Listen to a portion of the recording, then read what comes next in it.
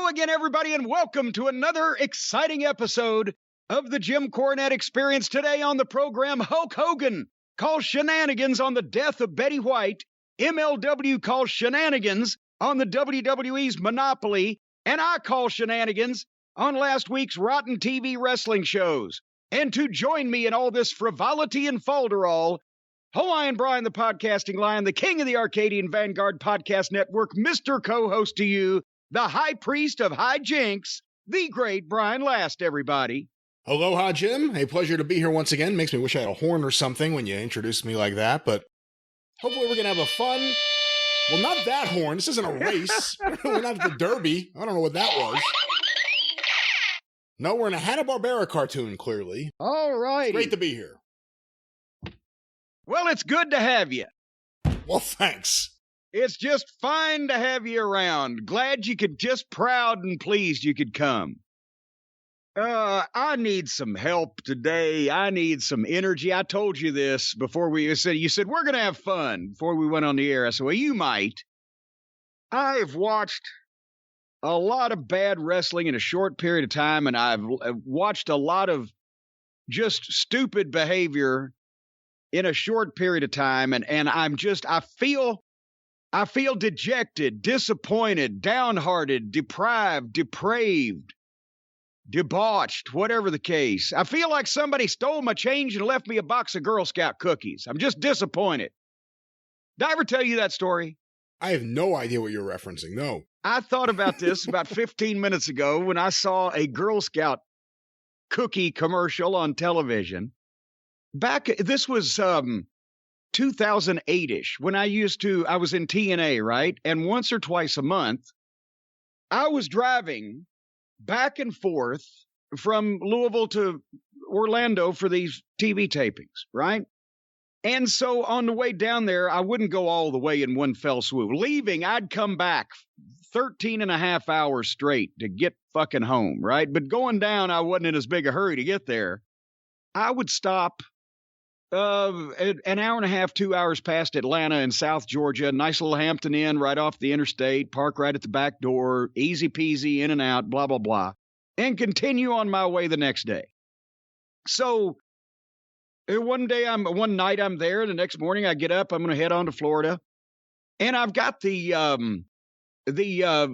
unlocker gimmick on my keychain. You know what the unlocker gimmick. And I always use that. Yeah, when you can unlock your vehicle on your keychain, the unlocker gimmick. The key? You don't have the modern key gimmick? That you press the button? Well, I have a key, but also have the keychain that has the unlocker gimmick. It has a button you can lock it, a button you can unlock it, a button you can hit the deal, and the tail the tailgate comes up and everything. I didn't know that was the name of it, and I also don't call the trunk the tail. Well, it's not a trunk on an expedition. It's an SUV. It's the tailgate thing that comes up, right? You see what I'm saying? I know what you're talking about. I just never have called it that. I didn't know that's what it's called. The unlocker gimmick. Anyway, I always use the unlocker gimmick when I'm walking up on the vehicle because I'm anal about, as you can imagine, about a variety of things, but about locking and unlocking my vehicle. I never get out of the vehicle and have it turn my back on it without it being locked, right? When I'm walking up on it, I come up from the back, I hit the unlocker gimmick, I pop the tailgate up, I put all my stuff in. As I normally do, I put the tailgate back down. And then I go around, and when I open the driver's door, my door handle is loose. And I'm like, I could spend 10 minutes trying to describe it, but point is, it was still functioning. It would open and close the door, but it was loose. You could shake it. It was rattling. I'm like, what the fuck? How did this happen? I was the last one to get out of this last night. I don't recall this. Anyway, I sit down, and I go to stick the key in and turn it on, and you know how when you see the same thing in the same place every day for long periods of time, you get used to it. But then suddenly one of those things gets moved, and you can tell, even though you don't know yet for that second, you don't know what's different, but something's different, right? Yeah. As I go to put the key in, I stick it in, I go, something's different. And I look down in the tray in the console of the vehicle there where I throw all my change, right? Go to Wendy's, get the change, throw the coins in there. There's tolls in Florida on the highway and et cetera. So keep all my change there. Probably $10, $12, $15, quarters, dimes, nickels, whatever. There is not a coin, not a penny, not a speck of dust left in that little tray. Somebody has got in the goddamn, and for a minute, I'm like, wait a minute, I don't remember. What did I do? No, it's somebody else. Some other motherfucker has got in here and taken all my change. And that's why the door handle was loose. They've done the fucking, the opener gimmick, not the other kind of unlocker gimmick where you stick the thing down in the deal and you pull it up and it comes in the thing and happens there like that. They jacked your car. Well, that's the way they talk about it in New York. But I'm in South Georgia and I've been robbed. And I'm thinking, what the now I'm thinking, wait a minute, my Sirius radio receiver. I got the radio receiver gimmick. It's underneath some towels, the burger towels, black towels next to my garbage bag behind the front seat. So I get out, open the back door and look in there. And my radio receiver is in there and nothing else has been touched. And nothing else in the console and the little bucket, everything. But there on the floorboard is a box of Girl Scout cookies. And I didn't have any Girl Scout cookies. And I'm trying to think, well, what the fuck? Stay says, why would these not even the Girl Scout cookies that I like? Why would she have gotten Girl Scout cookies and put them in the truck and not even told me about it? So I call her on the phone. I'm, hey, I just got robbed. And why did you put Girl Scout cookies in the truck? And she's, what the fuck are you talking about? She didn't know anything about the Girl Scout cookies. I didn't know anything about the Girl Scout cookies. Whoever broke into my truck in the parking lot, see, this was South Georgia, so they were polite Southern criminals. Of course. They didn't want to just steal shit outright. So what they did was they overcharged me for Girl Scout cookies. They broke into my truck. They stole all my change out of the goddamn console and left me an unopened box of Girl Scout cookies. So I couldn't be mad because I wasn't robbed. I was just overcharged. But they weren't the cookies you like, so you could be mad. Well, I at the same time, they didn't really have any way to tell which kind I liked. They were trying to give me some value for the inconvenience. Only you would get robbed in Mayberry in 2021. But let me ask you a question. Well, no, this was 2008. It's okay, been a while. 2008. You said something, and I'm just curious if I'm misreading it. But when you go past tolls, I mean, now you can't really use change. Now, especially here in the Northeast, you really need an Easy Pass. You need an Easy Pass for a lot of these places. There's a lot of places now that don't accept any money. You need an Easy Pass. Oh, fuck that. It'll be easy for me to pass. If they don't give me the option of paying as I go, I'll just blow on through and they can take it up with me later. That'll be the Easy Pass. I can't wait to see that on a Throg's neck. That would be very entertaining, I must say. But my point is, do you give exact change, or were you saying that when you drive by, you just grab a handful of change and throw it in the machine? No, I give the change that is required. Okay. For the goddamn, that's why I have all that change. I know, but you said pennies and nickels, and I'm like, well, okay, they give you pennies at Wendy's. So I've got those in there too. I'm not going to sit there and take time out of my busy schedule to sort the pennies out and what am I supposed to do? Just throw them out the window? So that's what I'm saying. Are you just taking change even if you don't need to and throwing it into the machine? No. So you keep the pennies? I keep the pennies, and later on I will bring the pennies home and put the pennies in the jug. And then once a year I go to the machine that counts the stuff and blah, blah, blah. Because the bank won't count your change anymore. At least my bank won't. I used to do that until about 3 or 4 years ago. They said, well, we don't do this anymore unless you're a business. I'm like, well, fuck, I am a business. But there I was with a fucking bag of change. But anyway, but no, I use the exact change in the tolls. And I'm very, and if, I'll tell you another thing, if I'm behind you, you sorry sack of shit, and you are sitting there fumbling and looking and opening up the back door and trying to go under the couch cushion at the toll booth to find your fucking change, you shouldn't have left the goddamn house unless you had exact change to perpetrate your journey and continue on without holding up innocent people who are prepared and anxious and ready to go along with this transaction. See, I'm disappointed. Assholes. I'm disappointed. I was actually hoping that you just hate Tobu so much that you drive as fast as you can, just throw as much change. You don't even care how much it is right at the machine. No, no. Because then it'll take longer for it to count it. But I'll tell you what, there is in Virginia, I believe, this was in the 80s, maybe the early 90s. There might still be. I don't know, but in some places in Virginia, out toward the Tidewater area, as I recall, out amongst Norfolk, Virginia Beach, that area. That's where the Mets used to have their AAA team. That's right. Well, I really don't care.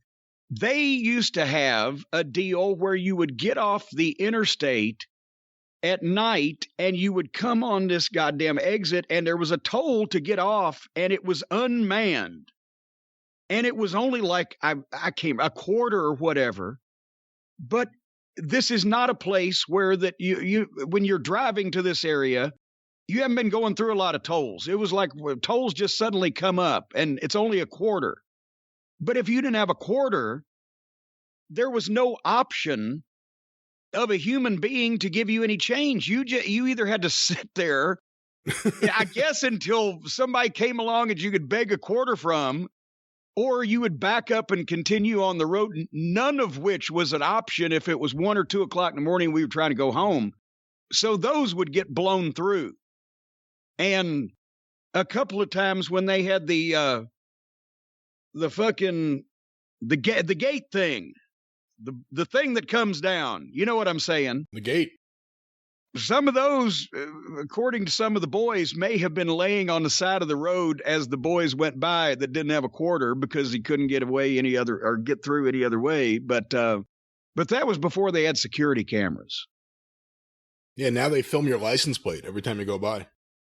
Yeah, well, that's, all you got to do is just hit that button and your license plate turns over. You got 3 sides to it. What? And bing. Oh, you don't do that?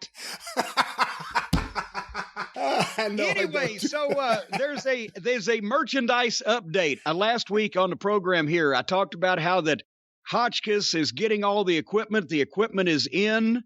He's met with the representative of the fine folks at Ship Station, whatever the fuck that may be. The other members of the Featherbottom family are mobilizing now. Fanny Featherbottom and Felcher Featherbottom, they are getting together. They're working on coordinating. Well, basically, there's only one position they can be in because since Felcher's got the right arm, he's the one that's got to be on the right. And since Fanny's got the left arm, she's the one that's got to be on the left. So, but they're practicing printing out some of these labels and these shipping stickers and all this stuff. And JimCornette.com and Cornette's Collectibles should be opening up shortly. We're going to let you know on the program here next week, a date, I believe, since everything is coming together, coming in, being plugged in the right way. And Fanny and Felcher are taking this seriously, too. They really are.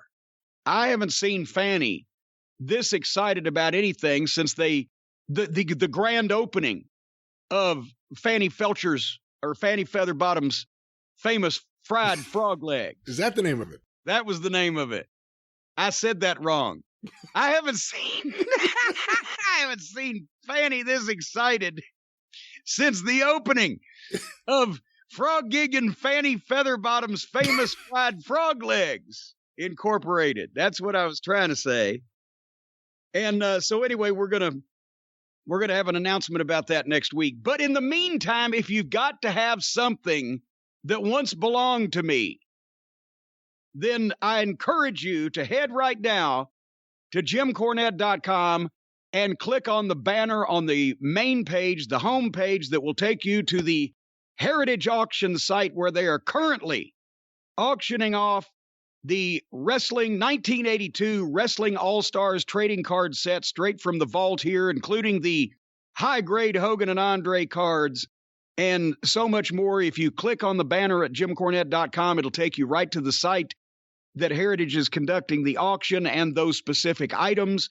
And you can see pictures of the high-grade stuff and get the information and make a bid. The bidding is spirited now, but it's not as heavy a deal as the the last auction where it was 3 sets at the same time. So if you just want to get, as we've said, to the meat of the matter, this is the one. And that auction ends on January 28th. So we got just under 2 weeks.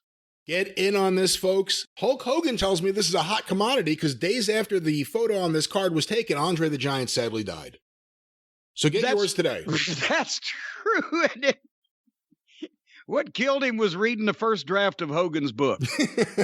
All right. Anyway, did you see the Mean Gene Okerlund obituary? Sadly, on Yahoo News today. I did not. Obviously, Mean Gene Okerlund died a little while ago. We did a tribute show on the 605. That's how I know for sure he did. Well, that's what I thought too. But I turned on the interweb machine today and hit my Yahoo. And as a matter of fact, I'm going to hit it now and see if it pops up. But no, right up at the top was from some local newspaper in North Dakota or something.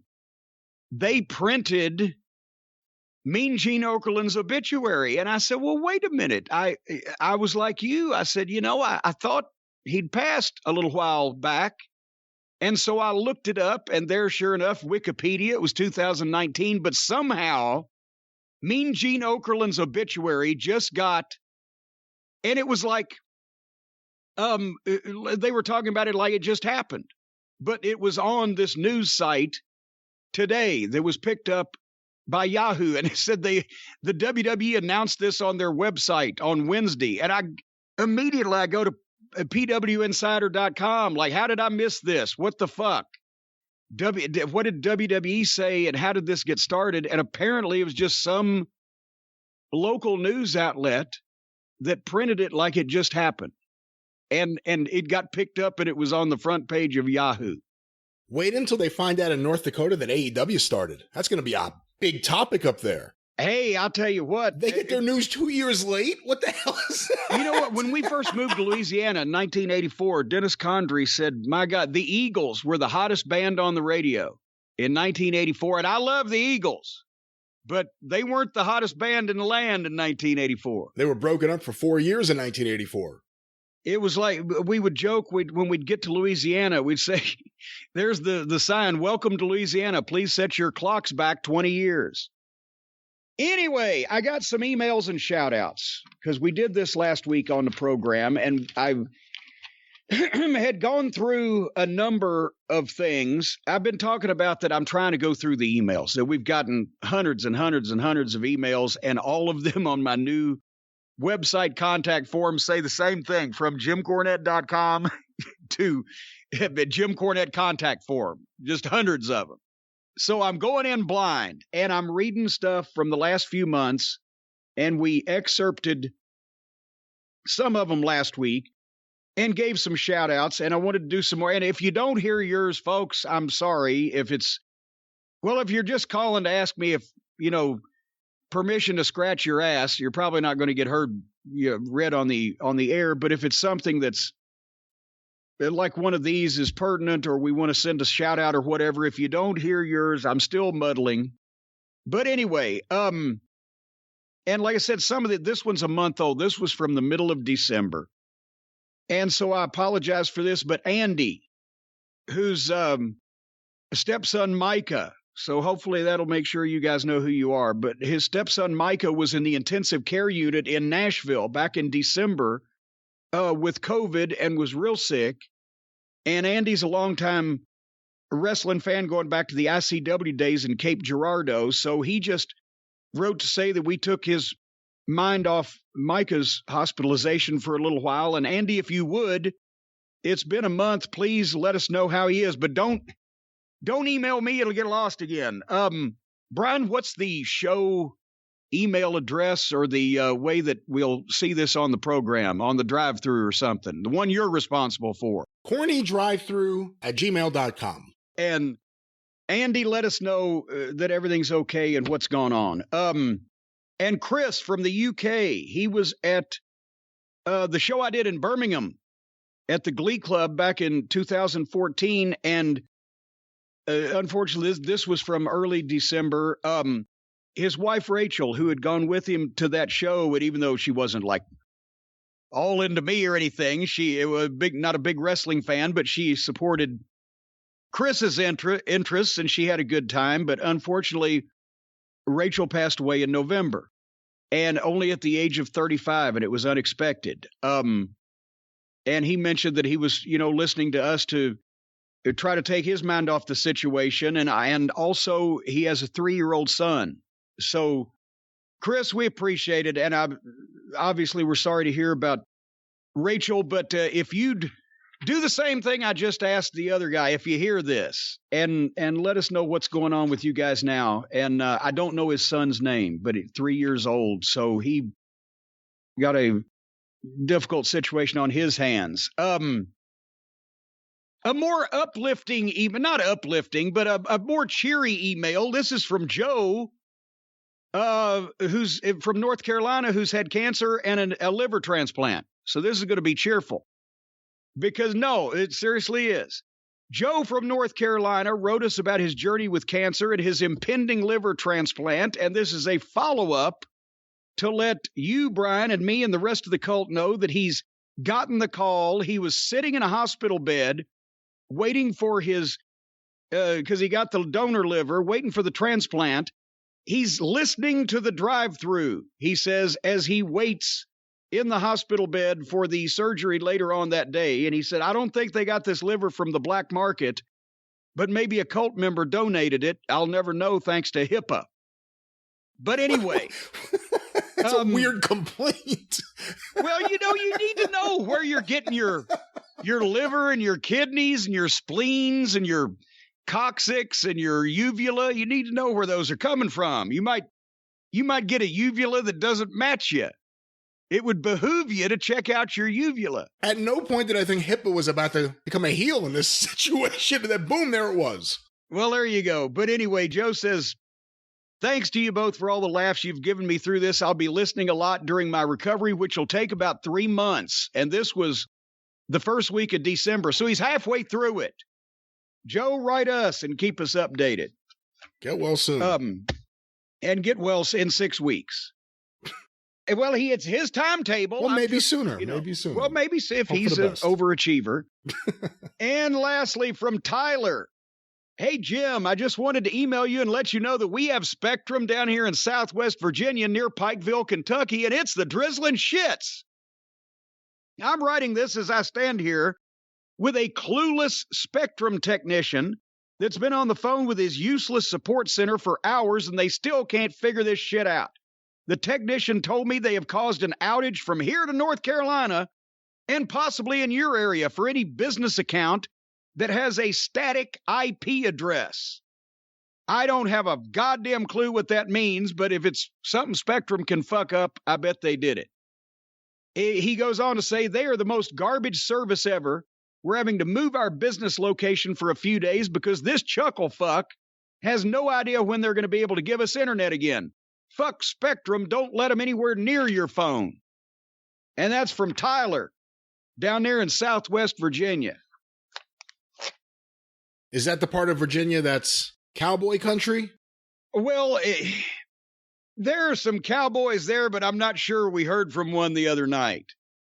But we will talk about that later on in the program. And did you see the other news story about the guy stuck in the chimney? No, I did not. This is on the news last night. This has nothing to do with wrestling, but just apparently some idiot was wanting to get into some guy's house without him knowing about it or whatever. So he decided to go in the chimney. And so they had this guy on the news. I came in after the beginning, and it was just like a 1-minute news, blurb on the TV news. So I didn't even get the city or where it was, but the guy's standing there going, well, yeah, I heard this voice is yelling in my house, and I thought, I can't be imagining this. And when I got closer to the wall, then I heard it. Apparently, this guy got stuck in a chimney and was yelling and praying like, hallelujah. I think he was saying like, Hare Krishna, hallelujah, because he's stuck in somebody's chimney and he can't get out. So they cut and they show footage. They had to call a fire department to come and break into the wall and break the chimney, basically bust into the actual chimney itself to get this motherfucker out of this guy's house. And it was a mess. And if I started thinking, not that you would be able to, because I don't think the top of my chimney is large enough and it has a cap on it and all that stuff. But if I was in that guy's place and I had a motherfucker stuck in my chimney, what would I do? Would I call the fire department? If I was listening and some motherfucker trying to break into my house, nefarious purposes, was in there screaming, "Let me out! Get me out!" And I had to sit there and evaluate that situation and say, well, how are they going to get this numbnuts piece of shit out of there without causing damage to my home? And there's my creek stone that my father laid and the wood paneling around it. I would have fucking said, you know what, pal, you got there on your own. Reverse the procedure. And I would have let him stay in there and rot and liquefy until he dripped out into a pan before I would have them breaking up my walls and my stonework and etc. Wouldn't you? Well, so you're just going to sit there and listen to him screaming for days? I would think if you stuffed a goddamn comforter or some blankets or whatever in the fireplace, and it wouldn't be too off-putting, and you could muffle that for a little while. It'd probably die down after a while anyway. Well, I still think you're not allowed to just kill him or let him just die without calling someone. I wouldn't be doing a goddamn thing to him. I think ignoring him. His family could still sue you. They could still sue you. Let me ask you this. How could they prove that I knew that this motherfucker was in my chimney? Because what are all these comforters doing there? Well, who's going to come in and see the comforters? If I don't call So you're just getting rid of the body. The body's gone. This is a foolproof fucking deal. Foolproof. Because this guy didn't tell anybody, hey, I'm going to go crawl down that guy's chimney. He did it in secrecy. And nobody's in my house or close enough to my house that they can hear this fucking buffucking screaming, oh, get me out of this chimney. Hare Krishna or whatever. So, and if I've already told him, look here, I'm not going to bother you or impinge on you in any way or infringe on your movements. You got yourself there. You get yourself out. I'm going to be over here reading my new book. This is like something from Creepshow. I don't know what to say about this. And nobody's going to see the comforter because once the noise dies down coming from out of the chimney, I'm going to take those blankets and comforters and sound baffling equipment and put them back where they came from. On your bed? Well, wherever. I'll wash them first. Oh, well, let me ask you this. Well, it depends on it, because if the decomposition, I think that the sound would die down before decomposition would begin, so I'm pretty sure he hadn't dripped on them as of yet. So I'll throw them in the washer, put them back on the fucking bed, or in the guest bedroom. And that way, everybody's happy. And then just see how long it takes. And also, if you were to light you couldn't light a fire for a while because the smoke would come out in the house. So I would think that some element of decomposition would have to occur. And then probably when you saw something running down the sides, you stick a drip pan in there like they got under a furnace or a freezer or whatever. And you just pick it up. And then when you can tell that air is escaping or coming through, then you could start a fire and it'd probably hasten the rest of the departure of the clog. Well, wrestling's gain was Trauma Film's loss. Let me ask you this. Well, that's a very Stephen King way of dealing with problems. How do you think Mick Foley would deal with a man being caught in his chimney?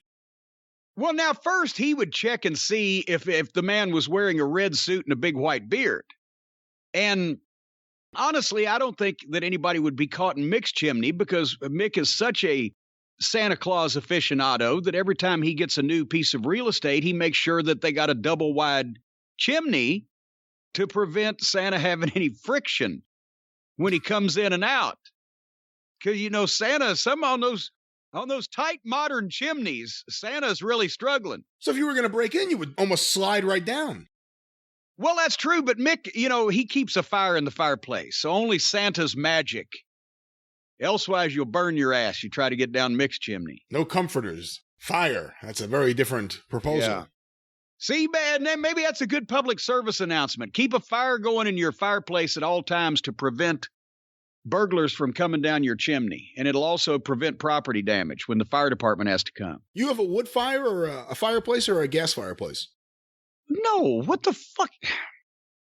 It's like a low-fat Twinkie. If you can't put wood in the fireplace and set it on fire, don't have a goddamn fireplace. I agree.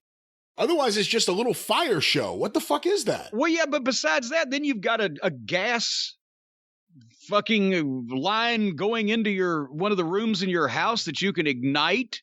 That's a recipe for disaster. Completely agree. There was a house down the road from here when I was a kid that they had faulty gas going into their house or something. I don't know what the issue was. I was 9 years old, so I didn't get into the specifics of it. But apparently there was some kind of leak. Either there was a gas stove or gas heating or whatever. This guy had gone to, it was a nice house. Sit way back on a hill off one of the roads here that we used to have that was rural before the city found us. And this guy apparently that lived there went to work, and his wife probably maybe struck a match or a lighter to light a cigarette, and the house fucking blew up with her in it. And they were so far up on this hill that apparently the people across the street, across the way from them, down this big front yard and across the way, this woman's in her kitchen. She didn't hear anything. Potentially she may have been deaf. Who knows? But she's washing her dishes in her kitchen sink and looks out the kitchen window right in front of her. And here's the woman from across the street with all of her hair and clothes burned off of her, completely naked. Oh, shit. Bleeding from various places, and just comes and puts her hands up on the window and goes, help! So that was a very off-putting way to start a Tuesday morning. And, what? First of all, this horrible story that you couldn't tell without glee in your voice. and then you get to this, and just what an ending you have. That's a hell of a way to start on Tuesday morning. Well, it was something that she didn't expect when she was just idly washing her dishes and minding her own business. And they had to call a bunch of people to come out there and deal with the various things that were going on. The house that was on fire, the gas that was leaking, the woman that had had her clothes and hair blown off of her fucking self. All right. It was a whole deal. You know what? Let's just stay away from fireplaces and gas and any type of heating source. Well, not any type of heating source. Well, I'd rather be cold than fucking have my clothes and my goddamn hair blown off. Are you going to get rid of all the heat in Castle Cornette? Is this the next thing? I didn't say that either, but I may look into it. Anyway, so I got my booster shot also. Now I'm starting to get some energy.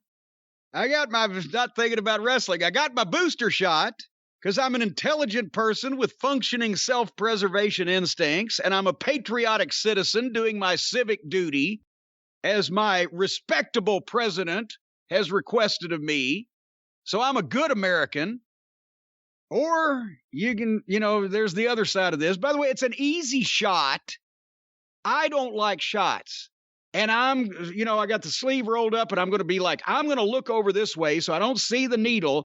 And then you just tell me as I'm saying that, look, she's done. I didn't even realize I had the fucking thing. And obviously I'm perky.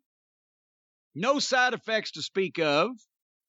Have you heard the newest remedy for the COVID, Brian? Have you heard the newest right-wing nutcase idea from the guy who's obviously a medical expert and also overly religious? He's announced this. No, I heard the one that was in Bloomberg the other day about marijuana and cannabis being something that helps people fight off the virus, which is probably why I am in such fantastic shape right now. You're looking good right now, but no, this is not it. This is something that we should have known all along. We didn't realize, Brian. Drinking your own piss. Several people did send me the article because unfortunately now whenever there's anything about someone drinking their own piss, people think of Jake Roberts and send it to me. They think of Jake Roberts and they think of you. That may be a blessing and a curse You are forever linked with noted piss drinkers in America because of your reporting on the Jake Roberts situation. And he still got COVID. So right there, that fucking disproves that theory. But yes, some nut. And also, the guy who answered him was from the University of Louisville medical facility. And apparently his tweet got 4 million likes or whatever on Twitter. And it went viral because he said, I've been a doctor in whatever medicine for 40 years, and this is not a good idea.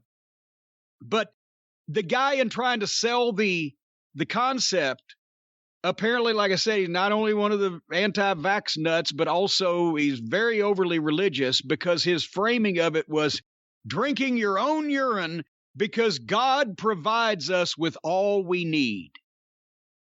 So if drinking your own piss to cure or prevent COVID is an example of God providing all that we need, then why haven't all the starving people in the world figured out that they're never going to run out of chocolate pudding for dessert?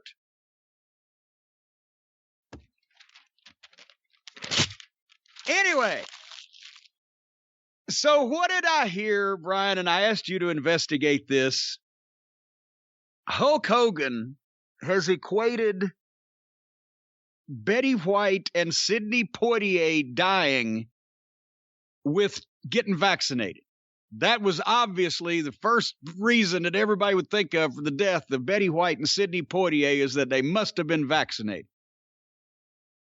Have you been able to read? Because we mentioned this when I spoke to you on the phone briefly a day or two ago when it came out. And I said, certainly I saw somebody screenshotted something on Twitter, but they marked out the person's name he was speaking to, and it was small. And I said, certainly he's making some joke to somebody, a friend of his, or just some idle person on Twitter, because it's almost like that would be the joke that you would make if you, well, look, it's a perfect example of how the vaccine kills people. Look, that woman, there was nothing wrong with her. She was only 100 years old, and she got vaccinated, and a year later, she's dead. I could believe that he would say that making a joke, but we've had multiple people and multiple news outlets have reported this and climbed all over him like he was serious. Is there any way in the world that he was making a serious statement when he said these things? I think even a Hulk Hogan detractor will tell you he was a genius in terms of psychology in the ring, a genius in terms of locker room manipulations, and a complete moron when it comes to everyday life. Remember, this man lost everything to Linda Hogan. But let me just say also for the record here, Betty White just recently passed away, 99 years old.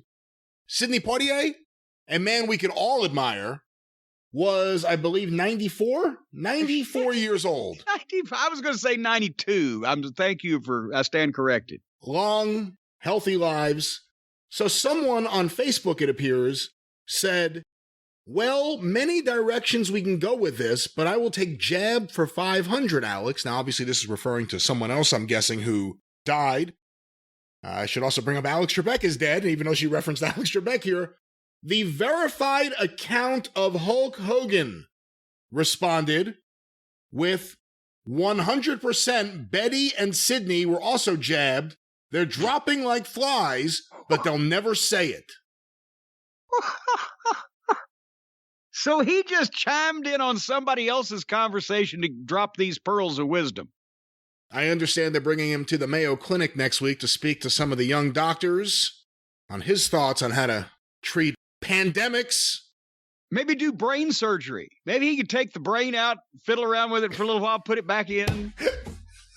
It's what the fuck is?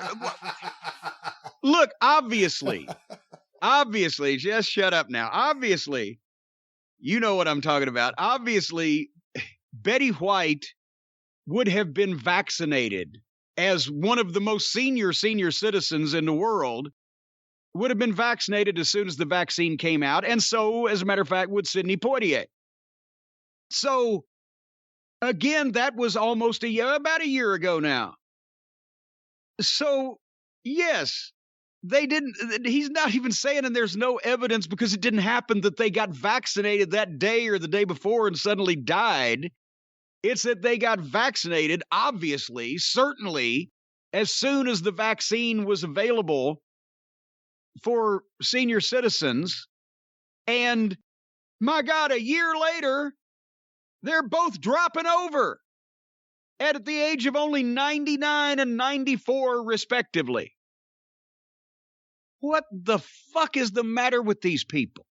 Whether it's calling it the jab, like this to make it sound like a science fiction movie that aliens are probing your fucking. Actually, some of these people, if they could get the anal probe from the aliens, they'd probably be standing in line. But a scientific procedure to elongate your life from the Democrats, they don't want. Well, that's fine. We're not anxious to have more of you around to begin with. We offered it. If you don't want to take it, I'm not going to argue with you. But what the fuck is the matter with people?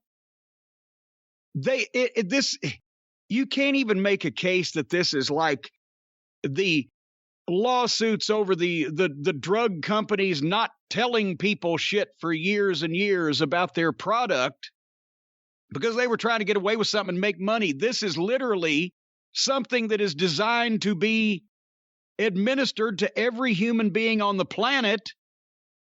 In a perfect world, then we might get rid of this fucking virus shit. And for free. So I don't think this is either going to be a cash cow, or I don't think any of the drug companies involved or the manufacturers or whatever want to kill their target audience, which is everybody in the world. This was a humanitarian crisis based on a public health emergency, not limited to any specific country, and we had to do something. So now we do something. You may still get COVID, but the vaccine will mitigate the severity. It'll keep you probably from being hospitalized and hopefully from being dead. It will make the symptoms milder, make it a little harder to spread, make it a little harder for the virus to replicate unchecked like it does in all the Republican areas. One of the many things running rampant and unchecked in Republican minds and systems. That's what it's supposed to be doing. But if everybody doesn't get it, then it just goes and hides in fucking cousin Cletus, who's drinking his own piss.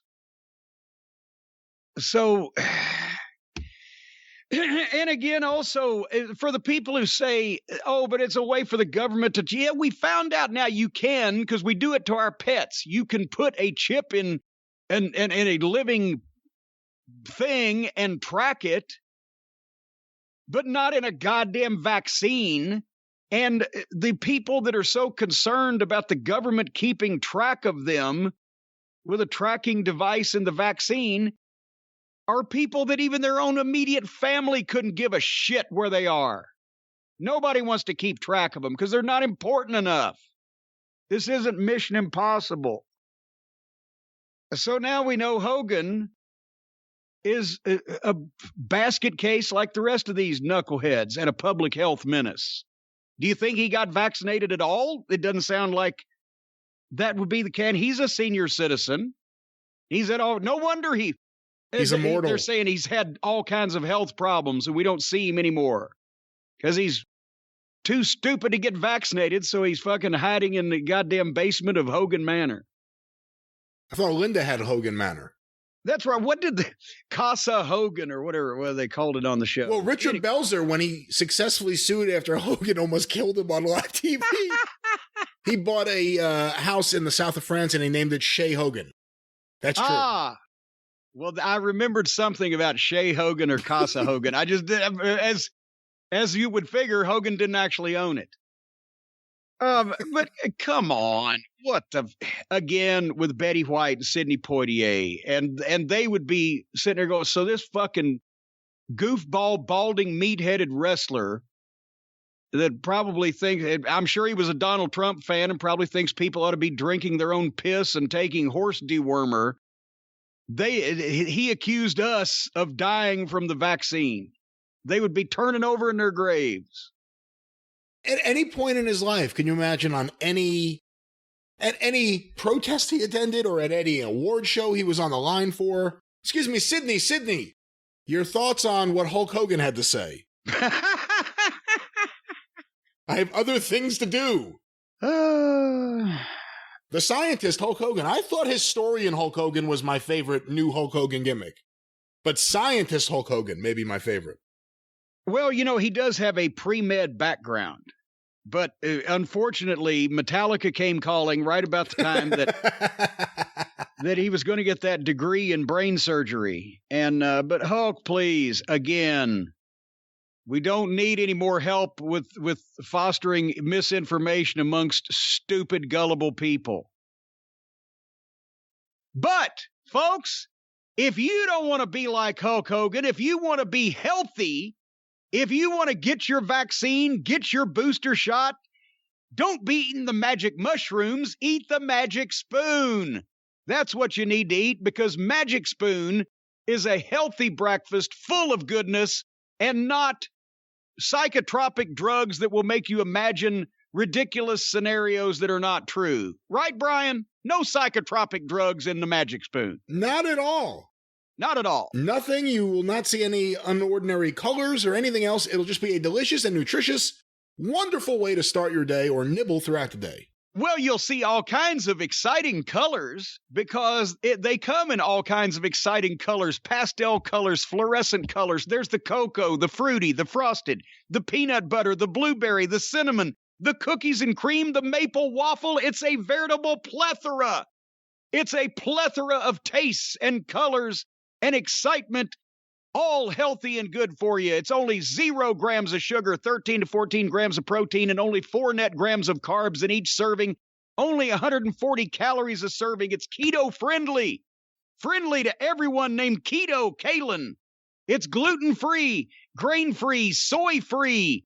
It's not free of cost. You're going to have to pay for it, but not too much. And it's also low-carb. The most important, the carbs are so low, you can barely see them. And folks, right now, you can go to magicspoon.com/Jim and grab a custom bundle. You can pick what you purchase, your favorite flavors, and start your new year off right and in a healthy fashion. Use the promo code JIM, J-I-M, at checkout and save $5 off your order. Magic Spoon is so confident in their product, and that when you eat a bowl of this cereal, you will see all these amazing and fascinating colors, that it's backed with a 100% happiness guarantee. If you don't like it for any reason, they will refund your money, no questions asked. Actually, they will not ask you a thing. They'll give you your money and leave. But me, I'm a different story. I'm going to come right behind them, and I'm going to interrogate you. I'm going to sit you down, shine a light in your face, and say, what the fuck's the matter with you, son? Why don't you like this cereal? You're a rude prick for asking for your money back. That's what I would do, but they're not like me. Anyway, get your next delicious bowl of guilt-free cereal at magicspoon.com/Jim. Use the code JIM to save $5 off at checkout. Guilt-free cereal. You can commit any crime of any heinous nature, and you can do anything. You can stab your best friend in the back. You can cheat on your wife. You can kick a puppy. And then you can eat a bowl of this cereal and you will feel no guilt. It's guilt-free cereal. magicspoon.com/Jim. Feel the magic. Not the Jim. Well, I guess somebody is pissing in old Uncle Dave's Post Toasties these days. Brian, have I heard this correctly, that people on Twitter now are mad at Uncle Dave for saying something? I'm just seeing this now. This is actually trending at the moment as we are recording. And it appears to be something from the most recent Observer, which came out this morning. I'll read the line here. There is only one pay-per-view between Rumble and Mania, which is February 19th in Saudi Arabia, built around Elimination Chamber matches, where the winners would also be the WrestleMania title match possibilities, or they could have both titles at stake in those matches. I guess they decided to book the chamber in Saudi Arabia because Auschwitz has COVID restrictions this month. Oh! That's a really weird joke. What? Well, ladies and gentlemen, now you see what happens when people who aren't comedians try to tell jokes. You know, if you had said this line, Dave would have written your obituary again. That's the 2 years after the last one. My God, he should have known better than that. At least mine was funny at one era of time when people over there were still hungry and everybody got it. But I don't know about Dave's. Yeah, I'll just say this because people are losing their minds on Twitter, but we're not going to do that. It's obviously a really stupid joke, and Dave should have clearly thought twice about typing it out and seeing it on print and releasing it. However, guys, he's Jewish and he made a stupid joke. Be mad at him for the stupid star ratings. Yes. Don't be mad at him for making a stupid line. Just remember that he made it, though, when he criticizes other people for some of the stupid things that he says they do. That's all. But again, Dave is not and has never been noted as being a hilarious comedian with the one-liners and the snappy patter and everything, and he's trying to be funny and sarcastic because it is, when you go to Saudi Arabia and have an elimination chamber, you're opening yourself up to some type of witticisms. Hopefully in the future they'll be better than that one. But no, it's not a goddamn thing to beat somebody over the head with a club about it. What are they saying? He's anti-Jewish? He is Jewish. I think some of the ignorant people who don't realize the last name Meltzer is clearly a Jewish name are saying that. I'll just say I'm Jewish and I love comedy. I don't know about concentration camp humor. I'm not really. The only people that have been able to pull it off were Hogan's Heroes, and that was a wacky time back then. Yeah, and it wasn't this. I don't know what. Why would you do this? That's the thing. Don't be mad, but just what the fuck? Well, he's trying to equate the obvious issues with Saudi Arabia and the whole idea of an elimination chamber, or potentially everybody's going to come in the elimination chamber with a bone saw or a fucking whatever. I don't know, but probably the Auschwitz comparison was probably not the one to draw. Although COVID is spreading rampant across all of Europe too, so you never know. I wish I could just forget about all this, just have someone remove my brain and then maybe put it back. And put it back later on. Put it after they've finished fiddling with it. Take it out, play ping pong with it, and then put it back in. Somebody sooner or later is going to figure out what we're talking about. Oh, they all know. Anyway, keeping in the same vein of major announcements that have gotten a lot of news on the interwebs these days, MLW, Major League Wrestling, and its head honcho, Tort Bauer, have filed a major lawsuit against the WWE for monopoly, antitrust, violation of the Sherman Act, intentional interference with prospective economic relations. That sounds serious. They filed the suit on Tuesday, and all the news outlets picked it up, and they're filing the suit because of the egregious efforts of professional wrestling company WWE to destroy its competitor MLW's business and maintain its dominance of the U.S. broadcasting market. And it actually goes on for professional wrestling by unlawfully interfering with MLW's access to media markets and wrestling talent. That's part of it. But you've heard about this, Brian. Oh, I've heard a lot about this. I actually have the complaint. Well, I have a few complaints also, especially this time of year, my bursitis. But what's your complaint? Well, I actually have the complaint that was filed with the court. MLW Media LLC versus World Wrestling Entertainment Incorporated. Of course, that's the defendant. They are requesting a jury trial. Can I just say my thoughts real quick before I read any of this? Yes. Of course the WWE fucks with every other promotion. Of course they are, if not a monopoly, always wanting to be a monopoly and then pretend they're not. Of course they'll do everything to stop anyone from gaining any foothold in wrestling at any time, even if it doesn't matter. Yes, that's all true. However, No one has prevented MLW from reaching the heights that they think they should be at, except MLW itself. And MLW has, I have to say, out of all the indie promotions, out of all the promotions out there, MLW has the very worst reputation amongst active wrestlers and people in or around the business for a number of things, including contract shenanigans. And I'm not saying WWE is an innocent party here.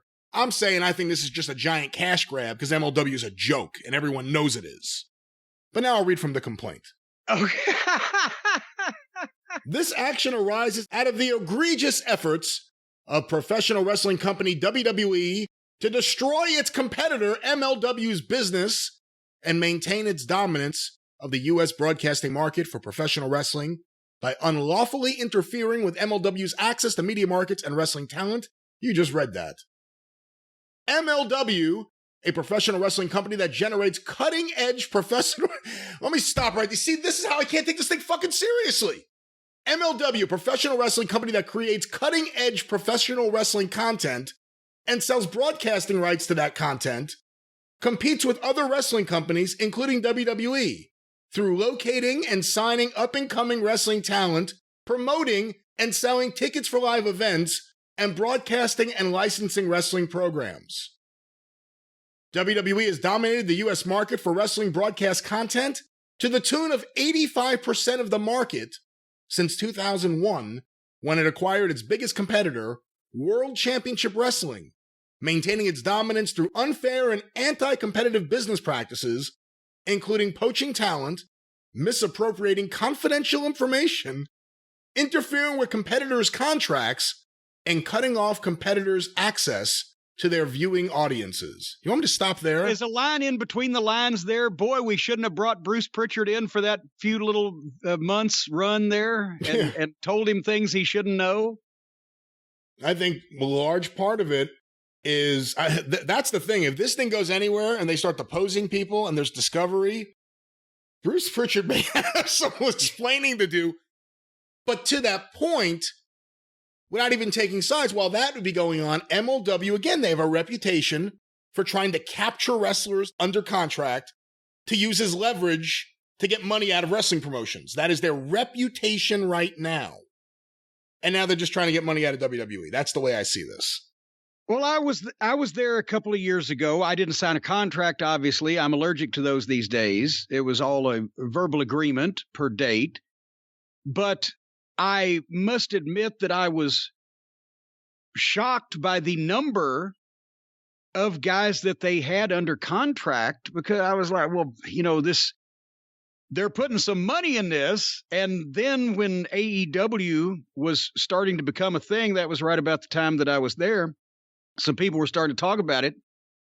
I started hearing about some of these guys were getting from AEW and from Tony Khan, as I've mentioned before, 4 or 5, 6, or however many multiple times what they were getting from anybody else, including MLW. And then I started wondering, how did the MLW guys get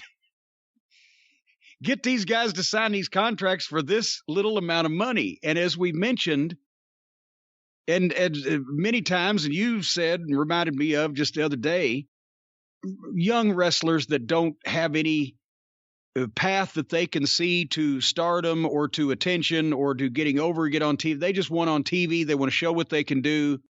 Some are convinced of their own abilities. Some are over-convinced of their own abilities, but they will take small deals to try to just get seen. That's the way the business was until just a couple of years ago, and now everybody's trying to do everything. And there's 20 million places to be seen. But that's, that's the situation, is that a lot of those guys should be in a bigger company. I won't say a lot. A number of. We've talked about most of them. Number of those guys should be in a bigger company making big money while they can. And meanwhile, if you are to believe the MLW lawsuit here, they would be a big company too, Pinocchio, if the WWE hadn't been fucking with them. So give me a break. Well, but it's going to be interesting. Here's the thing. I'm going to say in about the various components of this, and we can read some more of it, but An antitrust violation would have been a whole lot easier to press against the WWE before AEW got on national television. Because the defense of the antitrust charge is, oh, well, there's just this new company that's on national television that's doing ratings comparable to some of our programs that have some of our ex-talent and others, and they're they're actually outselling us on live event tickets at the arenas. So how are we a monopoly or victim or guilty of antitrust violations? That's the big one right there. Before AEW, a smart attorney may have been able to make a case, but now it's not the WWE's guilty of a monopoly of the whole business. It's just the WWE might be guilty of just being a bigger, better promotion than MLW. See what I'm saying? Because the other promotions, fucking Ring of Honor is on 60 or 70 something broadcast stations, or it was until the pandemic put them out of business. The only issue that Ring of Honor had publicly with WWE, they backed down. Well, they didn't back down, but the Madison Square Garden made them back down. And Ring of Honor ran the building and sold it out with New Japan. So there's another example of, oh, they're not really a monopoly. So that, bleh, but that may be the headline grabber, but they're basically, MLW is saying that WWE directly blocked them from their streaming deal on Tubi and or a deal for an ongoing series on Vice TV that they were teasing with the Fightland special back in October. Those they claim to have some evidence on, right? I believe so. There's more here. And I will say, I was told at the time by no one with MLW, because I don't have anything to do with MLW, but I was told at the time that the deal with Vice was a one-shot deal for the Fightland special, and they wanted to see how it was going to do. And there had been something there for classic content, but I don't know if anything was going to happen after that special. That's just my 2 cents. But let me go back to this complaint here. With the popularity of WWE's programs declining over the last 5 years, due to, among other things, inferior content, WWE targeted MLW with unlawful predatory conduct, including airing without authority MLW wrestling footage. That's interesting. I don't know about that. Inducing MLW wrestlers under exclusive contracts with MLW to terminate those contracts, and encouraging MLW wrestlers to breach their contract with MLW by disclosing MLW's confidential and proprietary business information. AKA Bruce Pritchard is fucked. That's what number 4 is, ladies and gentlemen. Oh, any thoughts before I move on? Okay, well, again, with the accusations of the WWE interfering with their streaming deal with Tubi that they were working on and or anything they were going through with Vice, they actually notate people that have said that WWE, people in Vice and people in Tubi, saying that WWE executives contacted them and said that they're not happy about it.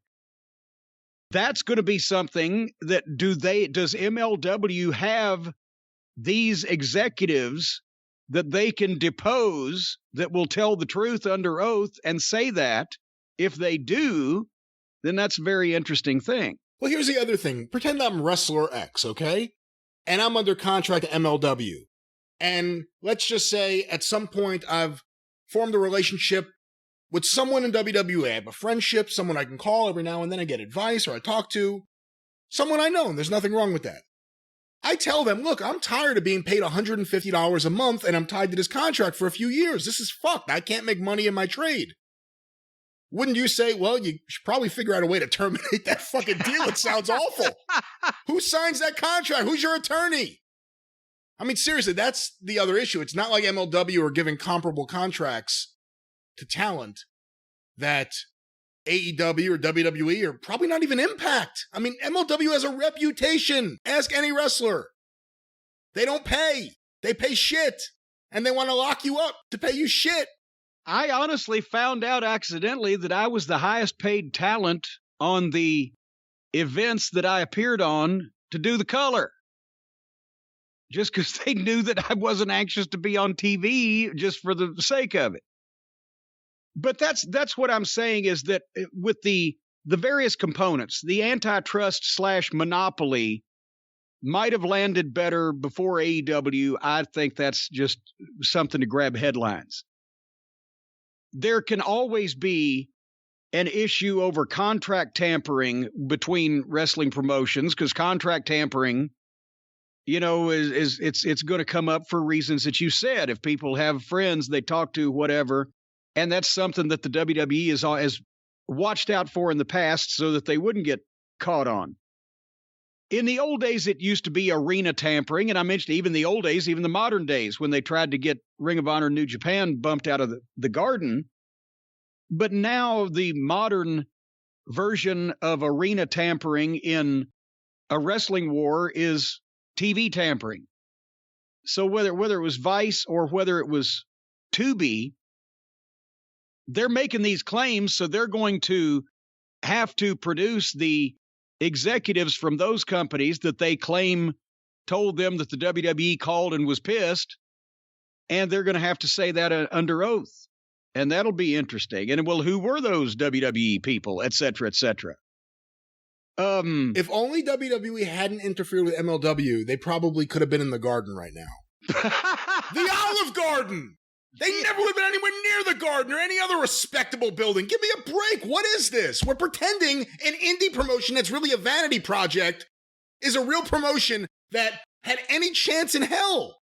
This is WWE has a lot of money. They don't want a lawsuit. We could probably screw them on a few things here, but let's just try to get some money out of this. That's what I see this as. Well, I'll tell you, who's the lawyer, by the way? You told me something about the attorney. The law firm is Kasowitz Benson Torres, and that's Mark Kasowitz, I believe, the attorney for Donald Trump. So,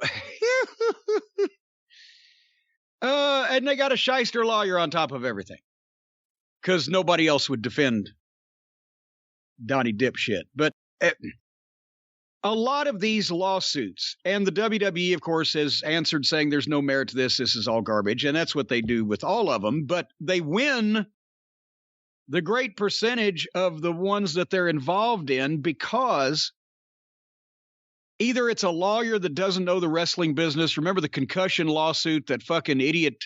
Yeah. What was his name? Constantinople or whatever. He didn't even know the wrestling business enough to know how to phrase things, and they would turn in goofy paperwork that had obvious mistakes and was riddled with errors.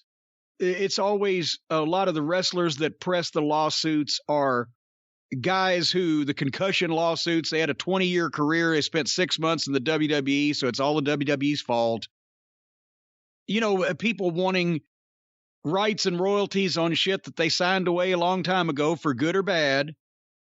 It's always something like that. The independent contractor classification is still the WWE's Achilles heel and will be until a meaningful group of talent who have had most or all of their careers in that system band together with a responsible attorney that can focus on the fucking, merits of the case and not just trying to grab some money for his specific clients, because it would be setting a precedent to change the way the company does business in the future. And that would have to be more for the talent getting together for a good purpose for the future, rather than necessarily getting a ton of money or attention for themselves. And that just hasn't happened yet. And I don't think that Donald Trump's, disgraced attorney is going to be the one to suddenly ruin the WWE's near perfect string of slipping all of this because there's something wrong with all of it. All of the suits that are filed are only trying to serve the purpose of the person filing them, and all the language is skewed in that direction. And once you start taking some of that apart and making the plaintiff as well as the defendant a heel in the eyes of the average person who's like, what the fuck, when they're hearing this shit, then it goes nowhere after that. And you're right, this is not a company that would have been anywhere, appreciably farther along than they are right now. Right. With or without Vice TV or Tubi TV. Correct. And I'll say this, if this thing really goes to trial, I will have a court reporter in there for the entire thing. We'll be reporting on it on the Arcadian Vanguard podcast network. I assure everyone of that. Well, let me return a few more things in here, Jim. Yes, please do. Let me get past the MLW proclamations about the declining popularity of WWE. For example, WWE unlawfully interfered with MLW's television broadcasting agreement with Vice TV, one of the fastest growing entertainment cable networks in America. It depends on how you define growth. But anyway, under that May 2021 agreement.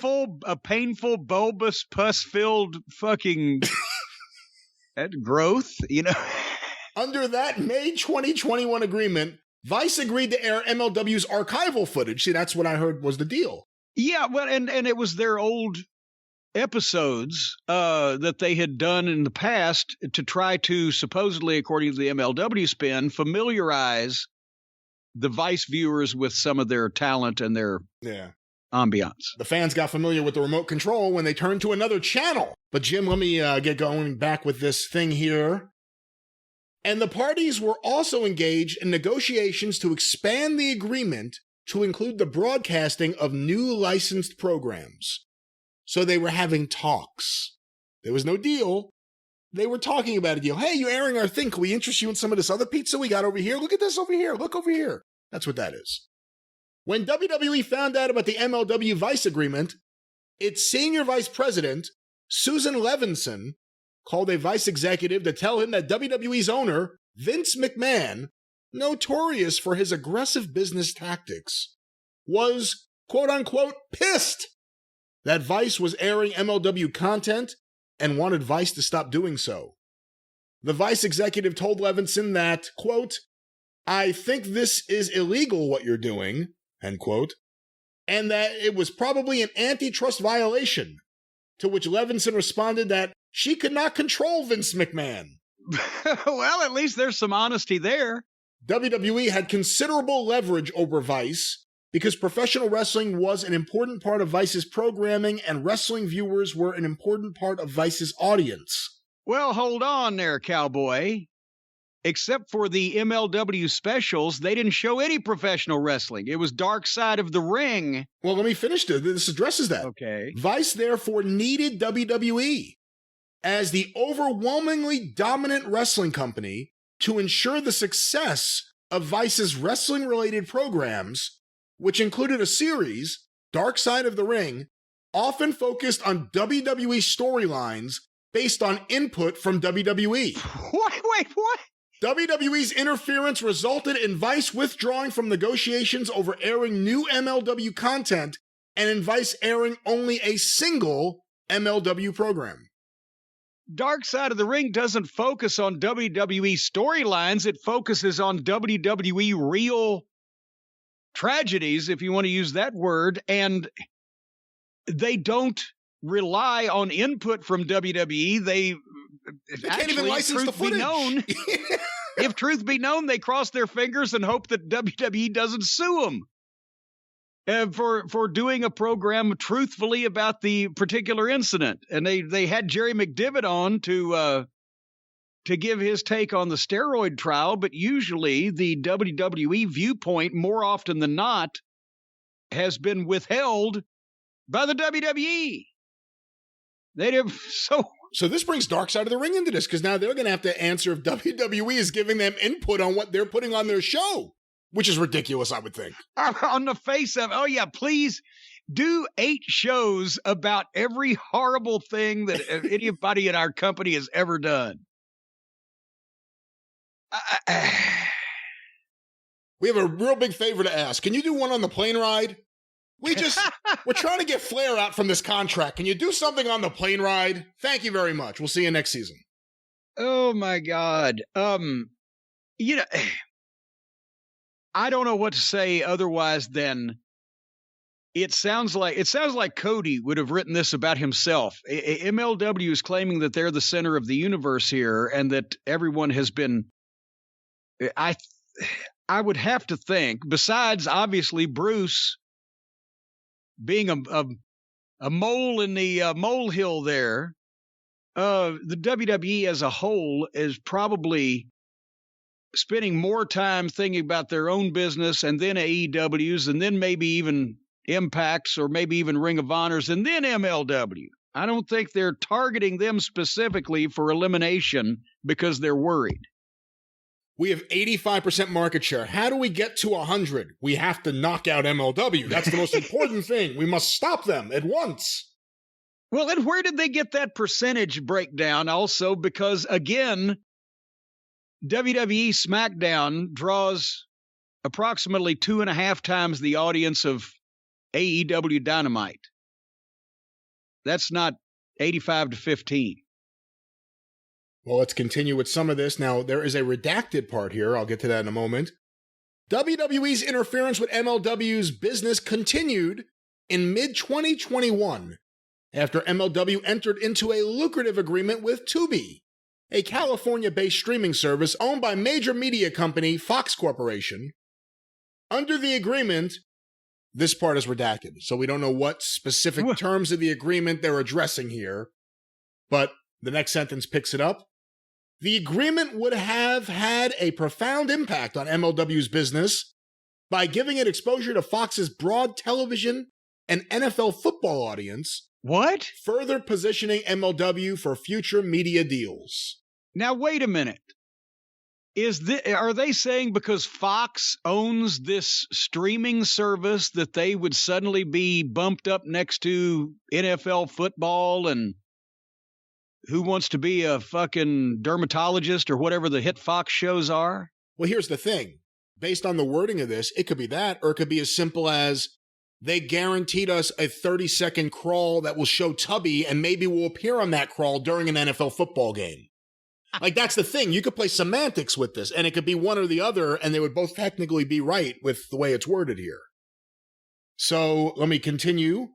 When WWE found out about the agreement, WWE contacted a Tubi.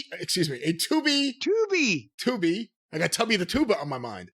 A Tubi executive located in Tubi's headquarters in San Francisco and threatened that if Tubi did not terminate the MLW contract, WWE would cease doing business with Fox and would pull important WWE programs from Fox platforms. What? Wait, what? No. Okay, so wait a minute. If you put MLW on Tubi, then we're canceling fucking SmackDown on you next week, Fox. Fuck you. If you put that on that app, you take us off primetime immediately. If not sooner. We're not playing around, Tubi. It's to be or not to be. Let me pick this back up. Soon thereafter, and just days before MLW content was to begin airing on Tubi, the MLW contract was terminated, resulting in substantial losses to MLW and harm to consumers, including in California. I believe this lawsuit was filed in California.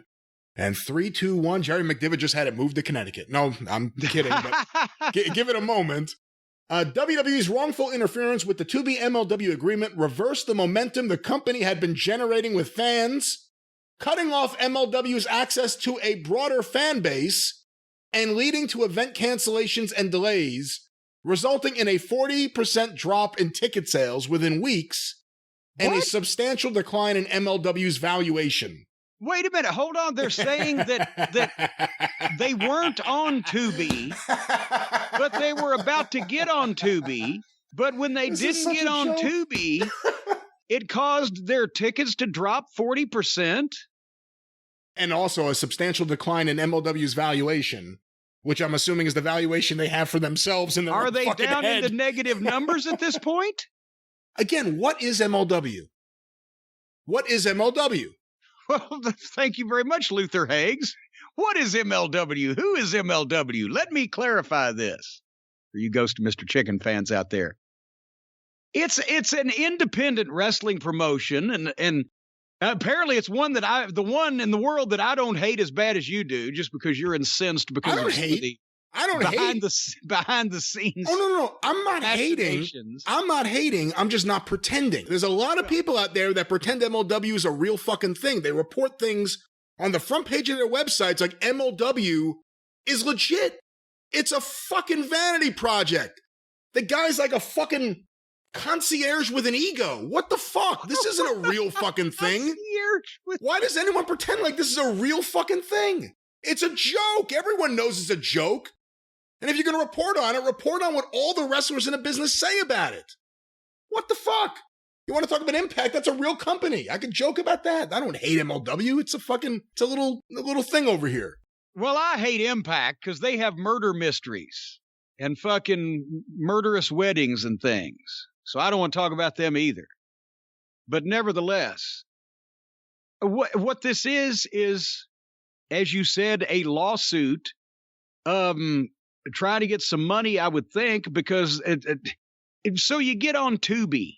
It doesn't make a fuck. Vice TV, the highest rated television programs in the history of Vice TV are Dark Side of the Ring, and that's with 400,000 people. This podcast actually reaches more people than a program on Vice TV. This podcast is bigger than MLW for the whole year. Well, I'm just trying to make a point. I'm not trying to brag, be all unhumble or anything.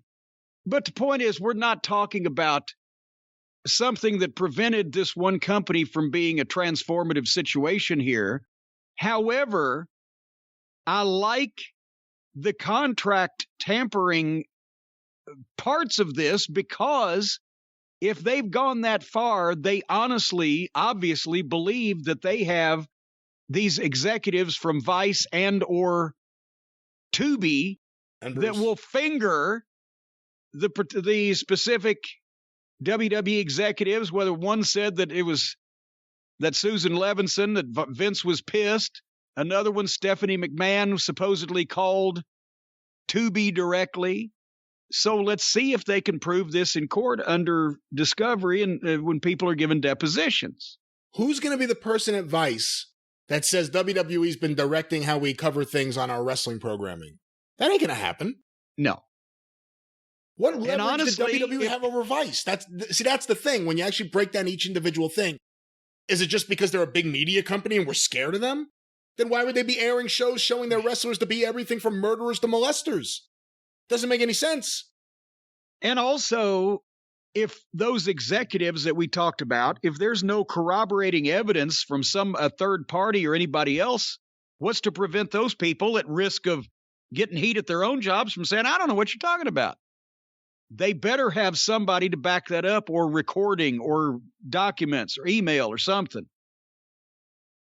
We'll see what happens. Hold on. Listen to this. We may have to read this whole thing at some point. Background on the professional wrestling industry. Oh, boy. WWE, MLW, non-party All Elite Wrestling, AEW, and non-party Impact Wrestling, Impact, are competitors in the United States professional wrestling market. The relevant product market for purposes of this action is the national market for the sale of broadcasting rights for professional wrestling programs to networks, cable, and streaming services. See, that's interesting there. It's not saying our prime business is having wrestlers or running events. It's selling content. That's what this is. That's what they're going to try to make this come down to. Let me scroll down a little bit. It's giving some there. WWE market power. You asked about this. WWE's estimated annual total revenue for 2020 in North America was over $764 million. By contrast, AEW's estimated revenue was $64 million, less than 10% of WWE's. The combined average annual value of WWE's US TV rights for its programs, Raw and SmackDown, alone is $470 million. By contrast, the average annual value of AEW's US TV rights for its most popular program, Dynamite, is just $43.8 million. So it's going into this. But so they're giving somebody else's numbers. Why don't they give theirs? Because it would be 0.6% and 0.02% or whatever. MLW as an innovative startup. See, I can't take this fucking seriously. Come on. MLW as an innovative startup caught the attention of consumers by developing cutting-edge storylines and character wrestlers with distinct and unique identities. Oh, boy. MLW has built a reputation for hiring new wrestlers, also known as fighters, and spending its time and resources to train and develop those wrestlers to become highly skilled professional fighters. MLW's success is dependent upon its ability to hire and maintain relationships with its fighters and to market and distribute content featuring those fighters. How's your relationship with those fighters today? That's one of the questions I would ask, but what are your thoughts on this, Jim? MLW has built a reputation for hiring new fighters and spending its time and resources to train and develop those wrestlers. Well, as far as training, I guess it's practice to be on TV. But I didn't see a developmental program when I stopped in at MLW. I saw. Oh, this next one. Oh my God. Is this next? Well, I'm just, again, they were signing guys who didn't have another television option and wanted to be seen and wanted to get exposure. And there's a heavy lucha presence because not only was beIN Sports that they got television on, heavily involved in Hispanic sports, but also their primary market, Chicago, where they could draw their biggest crowds, was in an area where 3/4 of the crowd was Hispanic. So it's a combination of lucha guys, names, legitimate lucha names from Mexico, and independent guys that weren't on TV in any other place. And, that's, like I said, the training came in. If you talk about you're getting practice being on TV, but, I don't see how they were being trained to be, more complete or better professional fighters. Well, since 2017, Court Bauer, I thought you have to use your shoot name in these fucking things. But anyway, Court Bauer, who worked at WWE until 2007, has been the CEO of MLW. Mr. Bauer, who is the driving force in developing and training MLW talent, is well known for promoting diversity at MLW and in the sport. The disclosure to its competitors of MLW's confidential policies, practices, and trade secrets, including the terms of its wrestling contracts with its fighters and how it hires and maintains relationships with them, would irreparably harm MLW's business. Accordingly, MLW enters into confidentiality agreements with its fighters. Yeah, no shit! You're afraid everyone's gonna hear what your fucking contracts are made of! Pay the wrestlers, you asshole! What the fuck? By the way, we're gonna give you this shitty contract. You're not allowed to ever tell anyone. Don't tell anybody. Don't let anyone know about these terms, which are really awful. Just don't do that. And if you do that, we'll sue you. Get the fuck out of here. Seriously, go make money a different way. I continue. Beginning in early 2020, WWE sought to poach MLW's fighters who were under exclusive contracts and even aired footage of an MLW wrestler without MLW's consent. Who was this? I'm not sure. Did anyone go from MLW to WWE? MVP, I guess, was there at some point, right? Or was he? I don't even know. I don't see why they would have had to have aired any MLW footage of any of these people, but we need to check on that one. Somebody, a member of the cult, fire us an email on that. WWE also attempted to induce MLW wrestlers to breach their contracts and reveal confidential and proprietary information about MLW's business.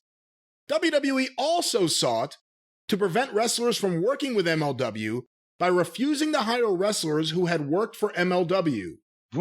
As a result of WWE's efforts, one of MLW's wrestlers demanded to be released early from his contract so he could join WWE.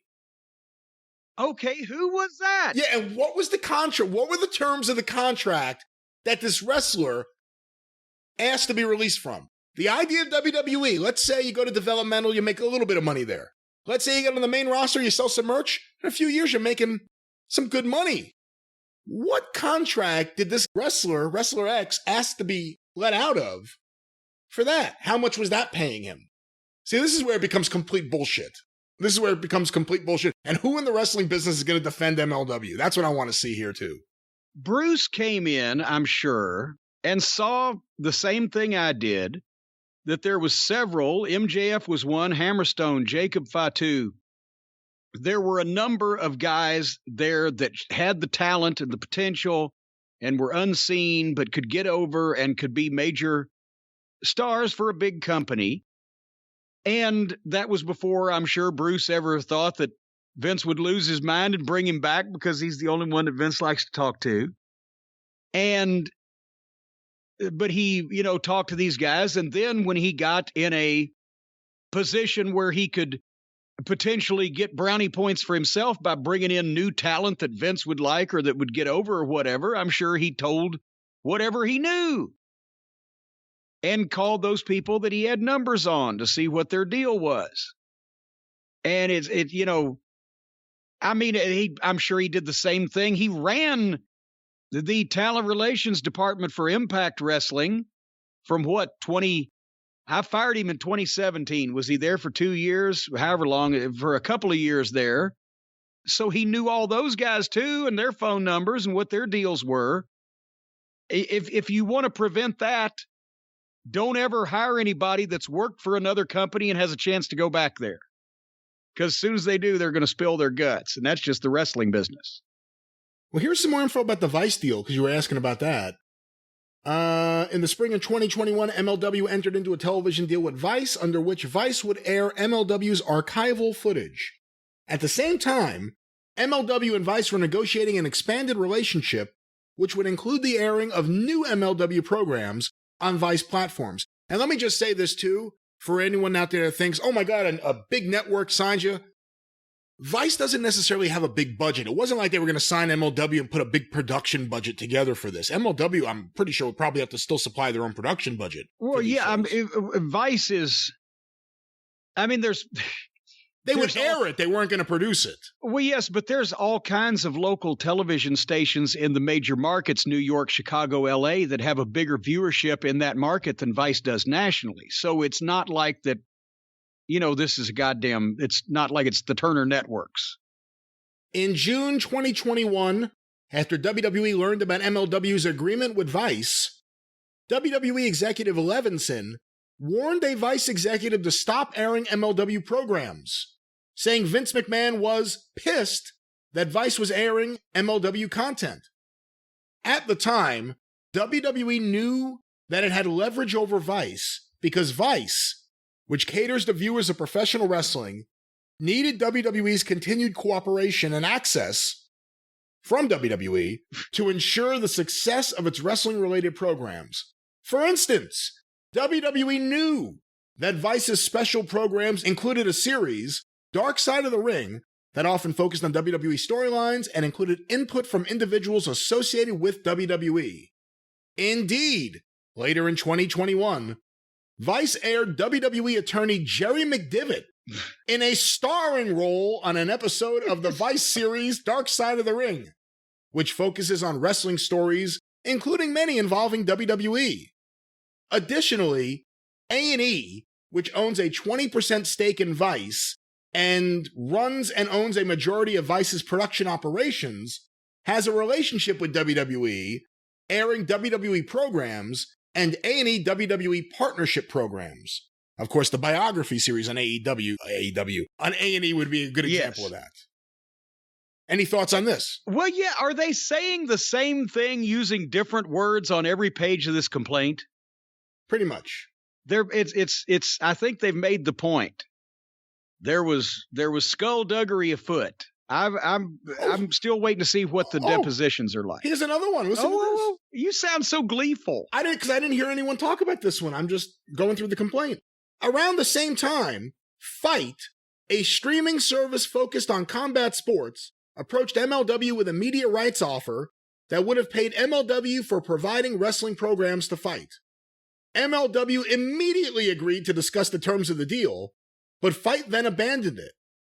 MLW later learned that Fight's executive advisor of corporate development, Greg Bernard, was at the same time working for WWE as senior vice president of strategy and operations, which, along with Fight's past use of WWE content and WWE's ongoing attempts to disrupt MLW opportunities, further illustrates WWE's dominance and unfair competition in the market. But wait a minute. Fight TV airs every indie group and outlaw group in the world except WWE. How is an executive of Fight also working as an executive for the WWE? I don't know. Obviously, I've never done any deals with Fight, nor will I in the future, but I know people that have, and they air a lot of non-WWE stuff. I think it's 99% non-WWE, if not higher. I mean, I didn't think they have any WWE stuff. I didn't know about that either until this. Maybe there's something in there that's not just quite right. Here's a little bit more. Let's end with the news about Tubi, as it is also called. WWE pressures Tubi to terminate its contract with MLW. On July 22nd, 2021, MLW entered into a lucrative deal with Tubi, an ad-supported streaming service owned by Fox, to air MLW programs documented in the license agreement. Here's the first thing they're going to ask for. Just how lucrative was this deal? Let's see the terms of this lucrative streaming deal. Under the license, this is redacted. The license agreement was valid and enforceable, and now it's redacted again. In the state of California, where Tubi is headquartered. It goes into a little bit about Tubi's headquarters in San Francisco. The license agreement had profound impact on MLW's business, greatly increasing the company's valuation, strengthening its brand recognition, including among viewers of Fox television and NFL football, and making the company more attractive to new wrestling talent. Tubi benefited because it would have new modern professional wrestling content on its platform. After the license agreement was executed, MLW began preparing 2 live events, including a fusion wrestling performance that was set for September 11th, 2021. In preparation for the soon-to-be televised event, MLW rented space at the NYTEX Sports Center. The second live event was scheduled to take place in Mexico for an Azteca wrestling performance. MLW also took steps to prepare Tubi programming, including hiring staff for MLW's Azteca Underground series, hiring editors, a public relations agency, and a marketing consultant. Anything you want to say to defend these guys?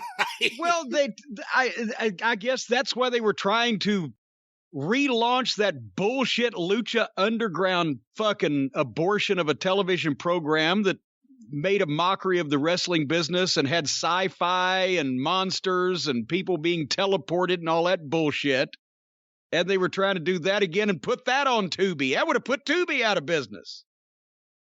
I mean, again, Tubi, YouTube, what if it's another one of these streaming things that would make no difference because everybody, it's like C-SPAN. You got C-SPAN on your cable system. Nobody watches it. Sure, your shows can be out there, but if nobody knows about them, cares about them, or wants to watch them, or has time to watch them, and now thanks to the plethora of rotten indie-style wrestling, we have all kinds of that we can watch everywhere. So, let's keep an eye on it. See what happens. My God. This is just pathetic. I'm sorry. Look, like I said at the top, the WWE clearly fucks with everyone. Hey, they even fucked with me. I mean, come on, they fuck with everyone. But there's a difference between a competitor, let's pretend everyone's a competitor here, between a competitor fucking with you, and you can fight back, and pretending it's a whole lot more than it really is because you're looking for a payday. That's all this is. If you want to tell me Tony Khan wants to go after them for antitrust stuff, I'd believe that a lot more. And notice no one is running to MLW's defense and jumping in with them. You don't see Tony Khan doing that. Hey, you know what? The little guy's got a good fight here. We're going to get behind him. No, they're on their own. Everyone sees what this is. And like I said, let's hear the details. You don't want wrestlers revealing the details of their contracts? Okay, you reveal it. Let's hear what kind of deals you're signing these wrestlers to that they're desperate to get out of. What are you afraid of? What's so embarrassing? Just reveal. How much are you paying the wrestlers? How much you contracted to pay the wrestlers? And for how long is the term? That's simple. I mean, it's simple information. It shouldn't be too embarrassing unless you're paying guys $150 a month for 2 years. Ladies and gentlemen, the Honorable Brian Last, Esquire. No. You know, the truth of the matter was, I was going to be a lawyer, and then I decided I was going to make money instead. And that's why I never went to Hofstra, ladies and gentlemen. Hofstra, you and Cosby. Well, no, let's not know. What does Cosby have to do with Hofstra? Isn't he Pennsylvania, one of those? No, Bill Cosby, he used to, when he did his comedy routines back in the 70s. Oh, okay. He used to wear the Hofstra sweatshirt. Well, fuck Hofstra. I didn't go there. Well, good. Yeah. But the girls from Hofstra, when they would come into Bogarts, it was a good time. Let me tell you, the late 90s, early 2000s was a great time on Long Island. To Bogarts. At Bogarts. They had one in Long Beach, too. And the city of Long Beach started fucking with the guy, Matt Prince, the guy who owned it. He was a nice guy. They started fucking with him, but he was like, you know what? Fuck you. I've got more money than you guys. I'm closing down and just taking all my shit and going home.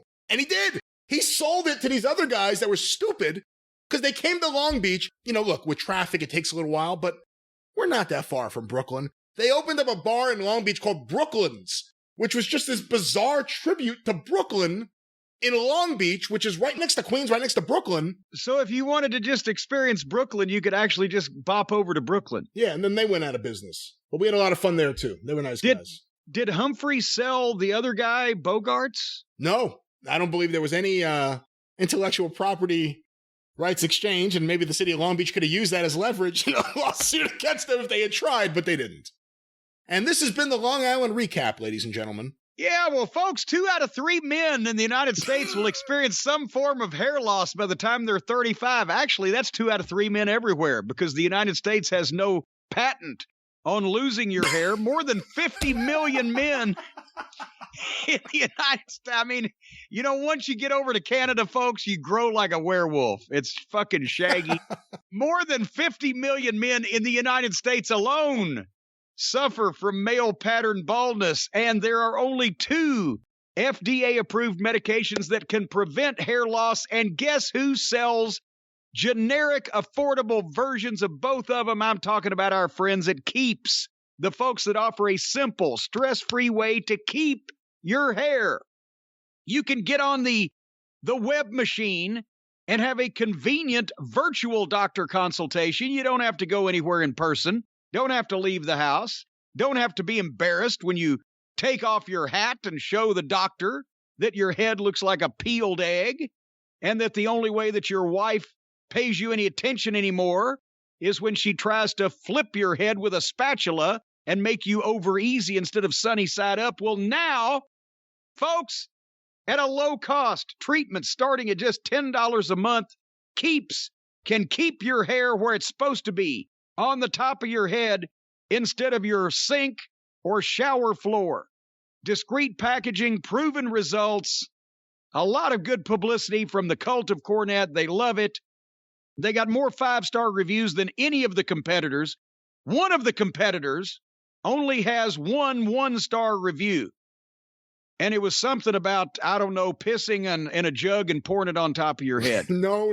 Well, the competitor. Anyway, maybe it's the competitor you're talking about. It's a competitor, yes. We don't do that at Keeps. Prevention is the key, folks. Got to prevent these things. Yes, if you're ready. You certainly do. You certainly have to prevent these things. Got to prevent these bad occurrences. If you're ready to take action and prevent hair loss, go to Keeps, KEEPS.com/JCE to get your first month of treatment for free. Keeps.com/JCE, your very first month of treatment for free. By the time you finish with this stuff, folks, you'll look like Lon Chaney Jr. in a remake of The Wolfman. You'll have hair coming out of the eyeballs of your eyes. You'll have hair coming out of your ears. Your fingernails will grow hair. But where you really want it's on top of your head. Keep an eye on that, too. Keeps. Well, enough positive thinking like keeping your hair and bald eggs and things like that, because now we have to go to the part of the program where we talk about some of the stupid things that have happened on television this past week. And I must admit, we haven't attempted to stick our toe in the Raw pool for a long time because it's 3 hours. It's just, my God, civil wars in the Middle East have been over quicker than this program. But now, after what's happened on day one, Brock Lesnar and Paul Heyman and Bobby Lashley and MVP are appearing on Raw. So I thought I would record this past week's episode just to see what they did and keep track of what's going on with Brock and Reigns and Lashley and the whole 9 yards, because those people we've been interested in. And they didn't disappoint me on Raw, because the very first segment was Brock Lesnar and Paul Heyman coming out to the ring for a live in-ring promo. So we're going to get to hear Heyman do what he does best, right? Right? Well, you would think, right, yes. Wrong. Oh. Paul and Lashley, by the way, is watching the monitor in the back, and suddenly, with MVP, and Shelton Benjamin and Cedric Alexander come up and say, hey, they're all on the team and they're going to fucking help Lashley or whatever. And he's like, no, we're done. The Hurt Business is over. And he tells them to piss off. So they're like, okay. And then we go in the ring, and there's Brock and there's Paul. And Paul does the big introduction. And Brock is all smiles. Hey, we're back in Philadelphia. And I'm like, where did all this personality come from with this jughead? And Brock starts doing a promo, and he's actually not doing very bad at it, because he's just reacting to what's going on. We're back in Philadelphia, hey, Paul, and everything. And suddenly the music interrupts, and here comes Lashley and MVP out to confront Brock and Paul, and MVP does the big introduction of Bobby Lashley. And here's where we fell in a hole, because now Lashley and Brock stepped up face to face, and they started talking to each other, Brian. And I love Bobby Lashley, not only as a talent, but as a person. He's a great guy. And we've said that Brock and Paul have been fabulous, but speaking is not Lashley's strong point. And telling a story, hitting bullet points, getting specific lines in is not Brock's strong point. Brock does have the goddamn Alvin and the Chipmunks voice to him that is jarring. It doesn't sound like he should sound like that the way he looks, but still, it's Brock Lesnar, and he's legit. So Dan Severn spoke funny too, but he also was the Beast. However, they were doing the material that had been prepared for them and telling the story, and neither one of them, as I mentioned, when they're getting into the details of something and telling that story, they don't have. Brock's got a little more oomph now, but they neither one speak like two massive kick-ass beast like that should speak, and it drug this thing down, in my opinion. It would have been better if MVP and Paul had been handling the verbal jousting and let them do something physical and explosive. Brock even did a knock-knock joke, Brian. And actually, Brock turned around and Heyman said, hey, knock-knock. And Paulie said, okay, I'm back in Philadelphia and Brock Lesnar's telling me knock-knock jokes. Who would have thought? But okay, who's there? And he said, Bobby who? Or Bobby. Bobby who? Exactly. See, it was funny when I did it too. The point is, they're doing knock-knock jokes and they're telling the story to each other. And to me, here's two guys that look like prehistoric fucking beasts. And they're using words that I don't think they really necessarily felt, and neither one of them sounds like Morgan Freeman when he speaks. You know what so you can imagine what was going on here. Anyway, Brock called Lashley a Brock Lesnar wannabe and walked out. There you go.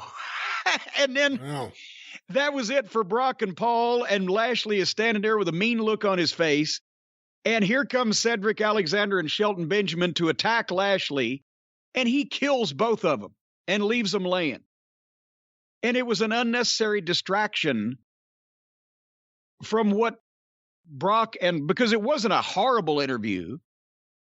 So what Brock and Lashley had just said to each other would register, except then Lashley beat the other two guys up and just left them laying and buried them for no reason because it was out of place there and it was a distraction just because Brock verbally blew Lashley off and Lashley got no comeback. I guess they figured, well, we'll make sure that Lashley looks like a badass, but it was a distraction. They could have kept them back for when Lashley needed to lose. And you'd never see him until Lashley needs to lose, and then suddenly they're the reason that Lashley loses. You could have kept that in your back pocket, but instead he wiped them out. And there's Shelton, who can still work better than a large majority of the roster, and he's just being treated like a flunky. But that was the participation that they had. Brian, would you like to know what Speed Search revealed to me as long as I could take it? What was on the rest of the program? I am curious because I didn't watch Raw, but I also didn't hear anything about it this week. Well, it wasn't worth it because the next match, Orton and Riddle against Otis and Gable. And as I'm speed searching this, Stace walks in. She says, is that Randy Orton? It looks like The Rock now. He's all tattooed and bald. I said, well, The Rock ain't there, so they're doing the best they can. And she said, who is this fucking Riddle character? I said, he's the guy that birds fly out of his ass when he's introduced. And she's looking. I said, watch. And I slowed it down so they could see the introduction. He jumps over the rope, kicks his feet off, and birds fly out of his ass. And she shook her head and walked out of the room. So after that tag team match, Johnny Knoxville is in the Royal Rumble, and he's actually dumped somebody over the top rope on a VTR. They had a 6-man tag, Damian Priest and the Street Profits against Rude, Ziggler, and Apollo Crews. And Damian Priest we were a fan of when he was in NXT. And then they brought him up there, and he's been floating around. Rude and Ziggler obviously are the best workers on the roster, but they've been buried so far to the point where they're speaking Chinese now. Seth Rollins did an in-ring interview about the Rumble match with Bobby Lashley, and now he's doing another style of promo now. Over the last few years, he's been a babyface. He's been a heel. He's been the Monday Night Messiah. Now he's Seth freaking Rollins. And after he went a while, then Big E came out and interrupted, and they did a bit, and that went a while. And then they got in a fight and went to the break and came back and had a match. And then Rhea Ripley and Nikki Ass came to the ring, and they had a promo. And one of the female interviewers was asking them the questions. Ripley still looks incredible. Nikki Ass still looks like a fan playing dress up. Has anybody, male or female, ever been botched worse that should be the top of their division than Rhea Ripley? Can you think of anybody? I don't think there's anyone who has shown in the last couple of years the potential in the women's division like Rhea Ripley has, and we said they're going to bring her up and bungle it, and that's what they've done from day one, from that WrestleMania match with Charlotte on. So 2 years ago, we're thinking she's not only the face of the women's division, she should be on the Mount Rushmore of people they're pushing and a potential action movie star. Now she's partners with a kid that's a foot shorter, 50 pounds heavier, looks like a fan playing dress up. And as they're doing the interview, we're finding out they're not getting along, Brian. They're grumpy with each other. And they then told the announcer to leave and each took 2 microphones and stood apart from each other. And they did one of the most dramatic readings of scripted friendship breakups that you've ever seen, where they were pouring their hearts out to each other with absolutely no fucking acting ability whatsoever because this material was so horrible. And then at the end, Nikki Ass pleaded her case of how she'd been there for Rhea all along. Rhea reconsiders and hugs and consoles the little pup.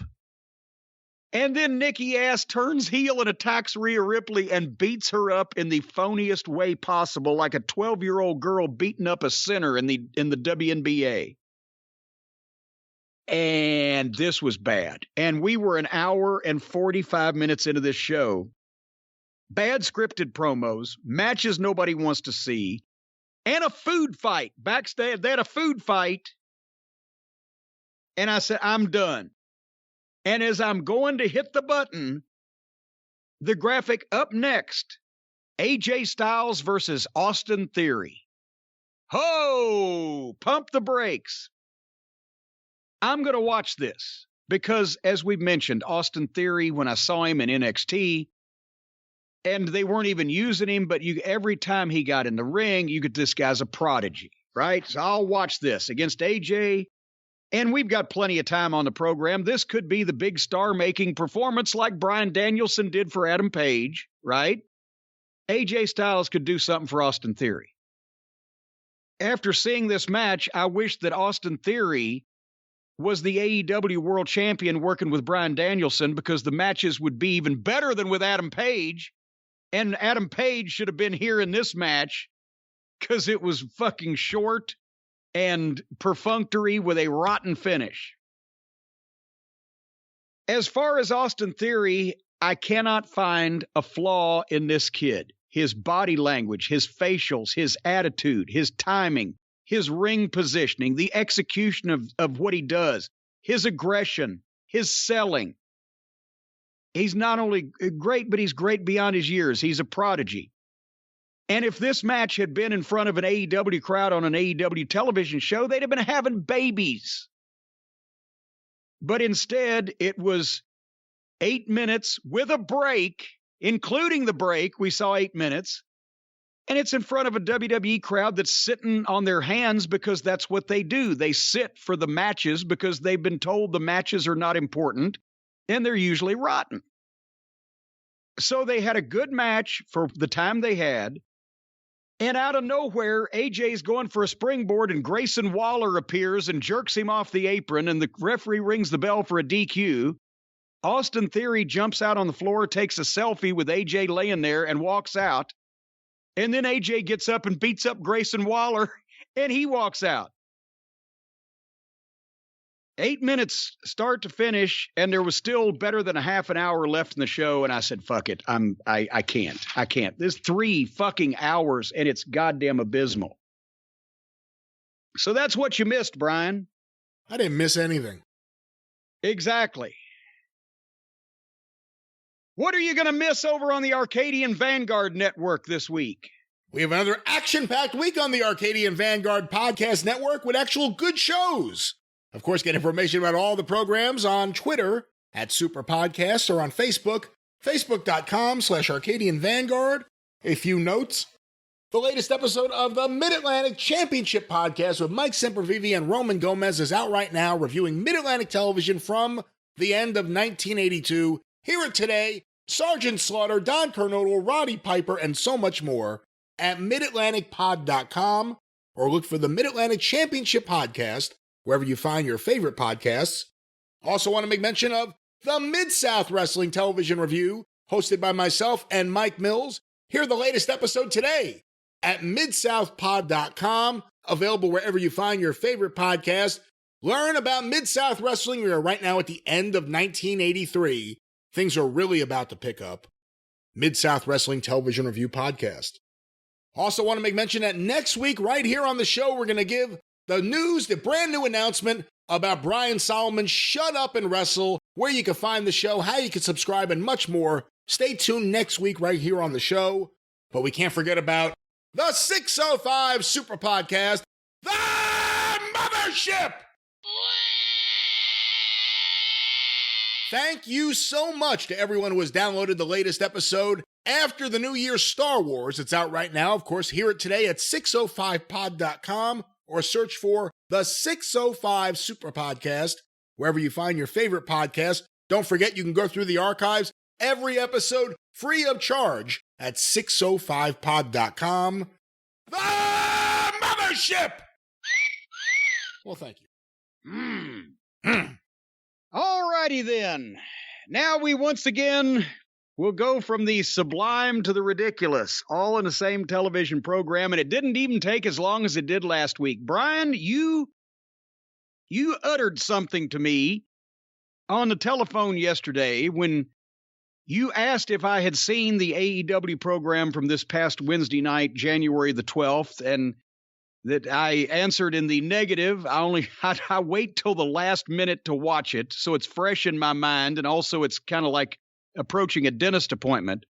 But you described the show to me, the way it started and the way it went from there, and I don't want to paraphrase your words. I think I said it's going to start, and you're going to go, oh, all right, yeah. Maybe they're going to do this right. And then really quickly, you're going to go, oh no, this is as bad as I thought. And then it's going to get worse. And then you're going to be like, why did they ruin her? Why are they doing this to her now? That's, I think, kind of what I said. Yeah, it really, boy, it dovetailed quickly. It de-escalated quickly. The show opens with Adam Cole and Bobby Fish and Kyle O'Reilly making an entrance and doing a live in-ring interview.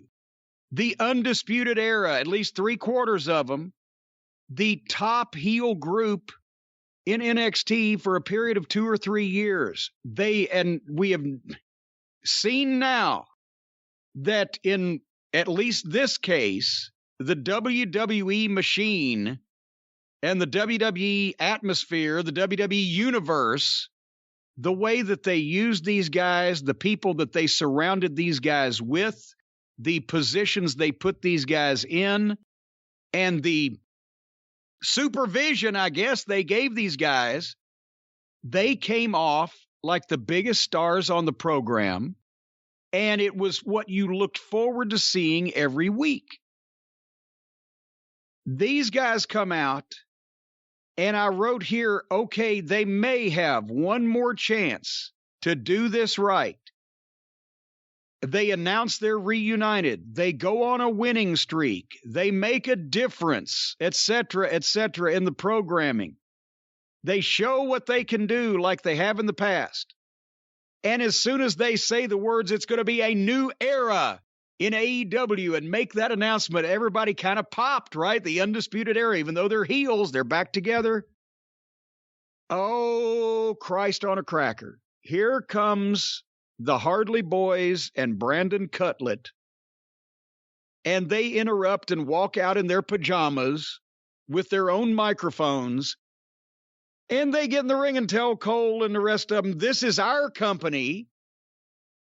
We were the longest tag team champions, reigning tag team champions in AEW's history. Well, so was Vern Gagne in the AWA, and because that was his company.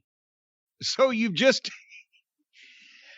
These guys, they're either just complete idiots or they think they're so smart that they say stupid things. Their opening line, they lead with, this is our company, we run things, and then they try to say, well, and we're the longest running tag team champions in the history of the company. Yeah, it's easy to do that when you own the thing or you're running the place, right? And they did what was a lackluster promo back and forth about the tag team championship. And but they're still allegedly all a group, because Adam Cole even says, well, we're all the greatest faction in AEW history because of our competitiveness. There's tension even in the group here. They want to be the champions. You want to be the whatever.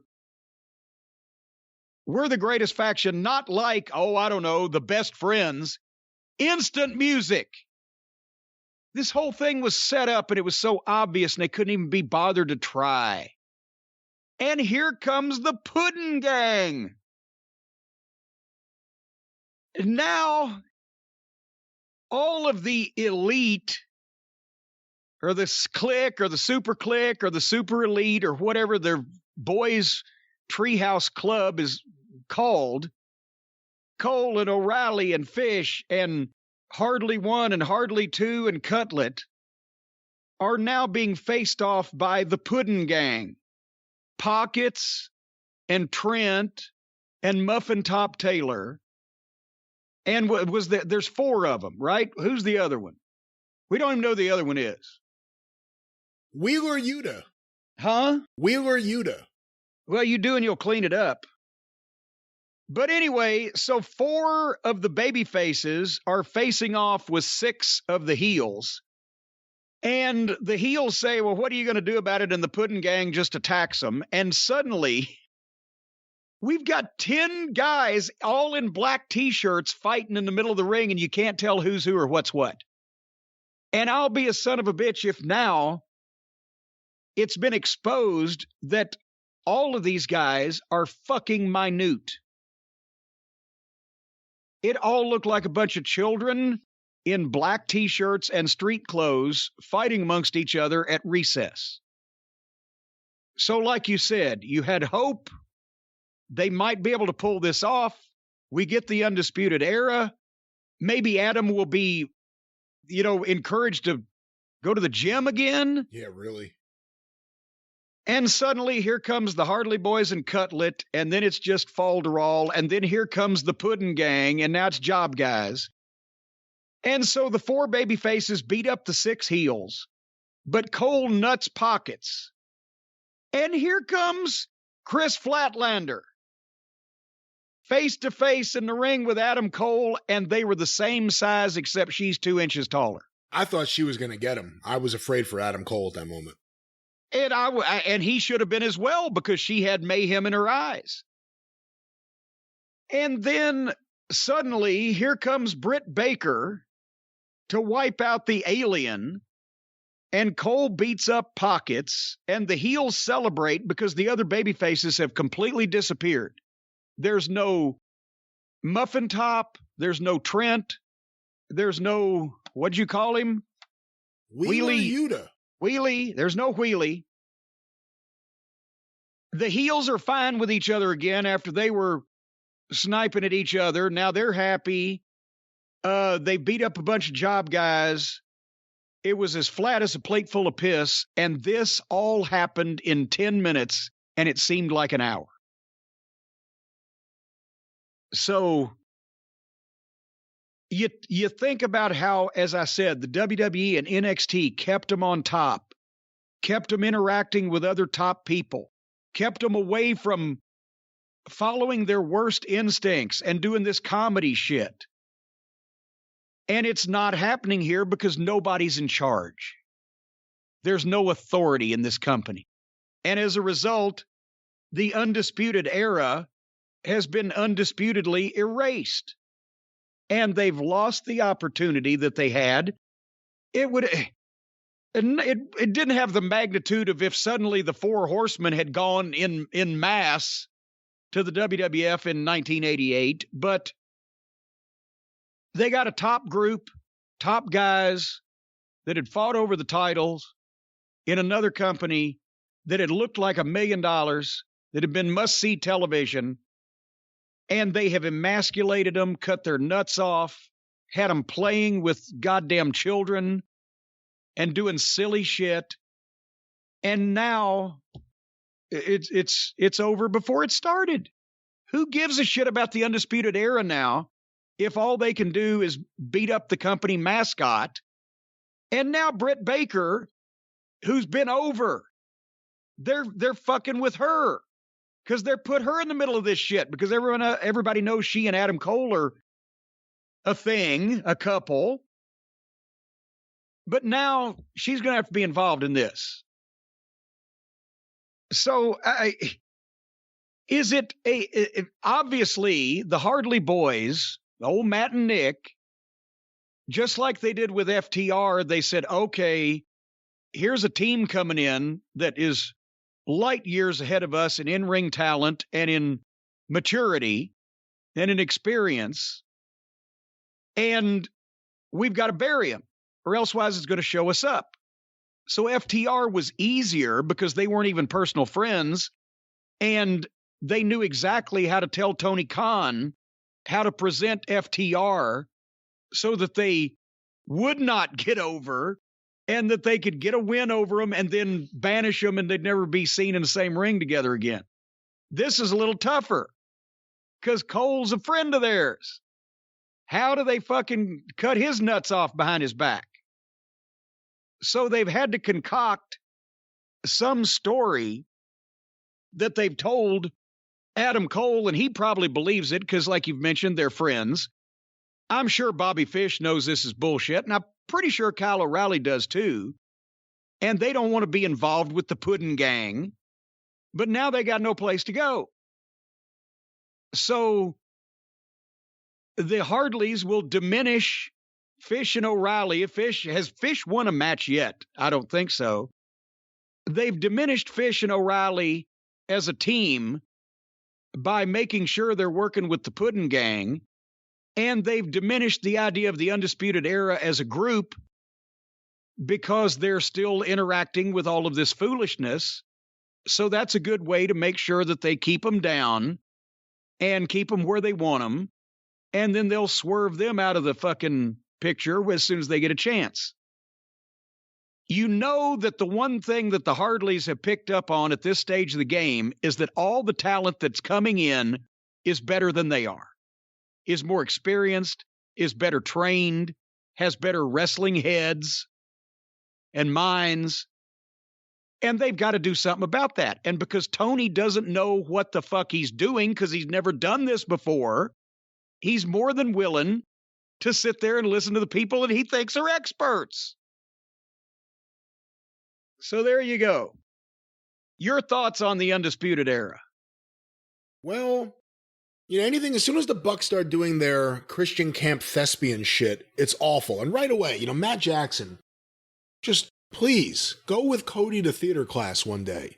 You're really bad at this. I think as soon as the Bucks came out, it took any of the steam out of this segment. Because right away it goes to really bad comedy.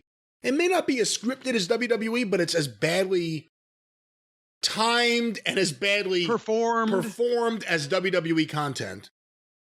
The only one who actually impressed me in this whole thing was Kyle O'Reilly. He's showing more personality than ever before. He looks like a little bit of a badass. He shouldn't be with all these people. Bobby Fish too, but really Kyle O'Reilly because he's still young. Bobby Fish can handle himself. He could, if he wanted to, he could stretch Matt Hardy, Nick Hardy, and Brandon Hardy and not break a sweat. I think it's a mistake involving Britt Baker on this. You say everyone knows they're together? No. I mean, all of the people on the internet know they're together. How many of the fans watching the show know that they're together? We don't know. Unfortunately, we've established that the only people watching the show are the people on the internet. That's one of their problems. They can't present top talent in such a way to entice people to just watch this program every once in a while. They've only got the people that live their lives on these people's fucking interactions. I had a thought that you're going to be really pissed about, but I'm going to say it anyway, at the risk of pissing you off. But I'm watching Adam Cole there. I don't know why he keeps coming out like sleeveless. I don't think it's doing him any favors. But I'm watching Adam Cole there. And it hit me watching him. Even his promos to me have gone downhill. Story time with Adam Cole, yeah, I get it. The people like chanting your thing while you flip your hair, yeah, I get it. But I don't believe what he's saying. He comes across as just doing shtick now. Remember what we said? We said that Adam Cole's interviews in NXT, the one thing you could say is he looks like he means what he says. And now he doesn't anymore. Do you think that even though he's having fun with his friends, he knows that this is horse shit and he's not going to be a major singles wrestling star like he thought that, like everybody thought he would be? I think he wants to get his money, hang out with his friends, go home with his girl, and play video games. That's honestly what I think. But what I want to say is what you were going to... What's happened to anybody's fucking gumption? Well, there are good video games. But what I was going to say that I thought would piss you off, I'm watching Adam Cole and it hit me. Here you have a guy smaller than everyone. Not just small in terms of size. There have been tiny wrestlers in terms of height before. John Silver's on the roster. He's like 5'4", but he's got arms. Like he looks like he goes to the gym. Adam Cole is none of that. and he kicks out of everything, he does everything. Tell me why he isn't the male Riho. Oh, God. Seriously, Well, Riho is smaller than everyone to the point where you're like, this is ridiculous. Kicks out of everything. It's the same thing as Adam Cole. It's ridiculous. You know, he's out there doing his promo. He's going to do this. And I'm like, looking at him like, you're 175 fucking pounds. I'm not trying to insult him as a person, but there's no one in wrestling that I look at and go, oh my God, Adam Cole would destroy this person. I mean, it's ridiculous. Well, let me ask you two things. Number one, the question you asked, I think the difference between Adam Cole and Riho is if Adam Cole starts wearing lace doilies around his wrists and ankles, there wouldn't be any difference at this point. But can somebody send or tweet? There's got to be a picture of Adam Cole from NXT 2 years ago looking like a fucking athlete. He's never been a goddamn Lex Luger, but he had to look like an athlete or we would have seen it before now. And compare that with a modern day picture of the incredible shrinking Cole side by side. Has he always looked like that and they were just able to hide it? Or has he just started shrinking? And if he's sick or something and we don't know it, I apologize completely. Yes, of course. But it's so noticeable that you can't not notice it. Well, speaking of not being noticed, the one sure thing, Brian, the one sure thing, the one person we know ain't going to disappoint us, the one person that we know is always going to deliver, the one person that we know everything is going to make sense, Wardlow with MJF versus like Mussolini. I got to sneeze. CM Punk and Wardlow. Wardlow looks fantastic. He looks even better physically, and he's got new gear. He looks like a star. He had clean new gear. He's got a great physique. He has facial expressions. He's a good-looking guy. He's got the size. I think he's trained down a little bit. I think he's a little lighter and leaner than he was when he first showed up. And, you know, I got to be honest, I didn't know exactly what was going to happen in this match, but I figured that obviously Punk needs to win somehow, and it would probably further not only the issue between Punk and MJF, but also between MJF and Wardlow, who he's been treating like a flunky. And I thought maybe somebody's going to miss something, whatever the fuck.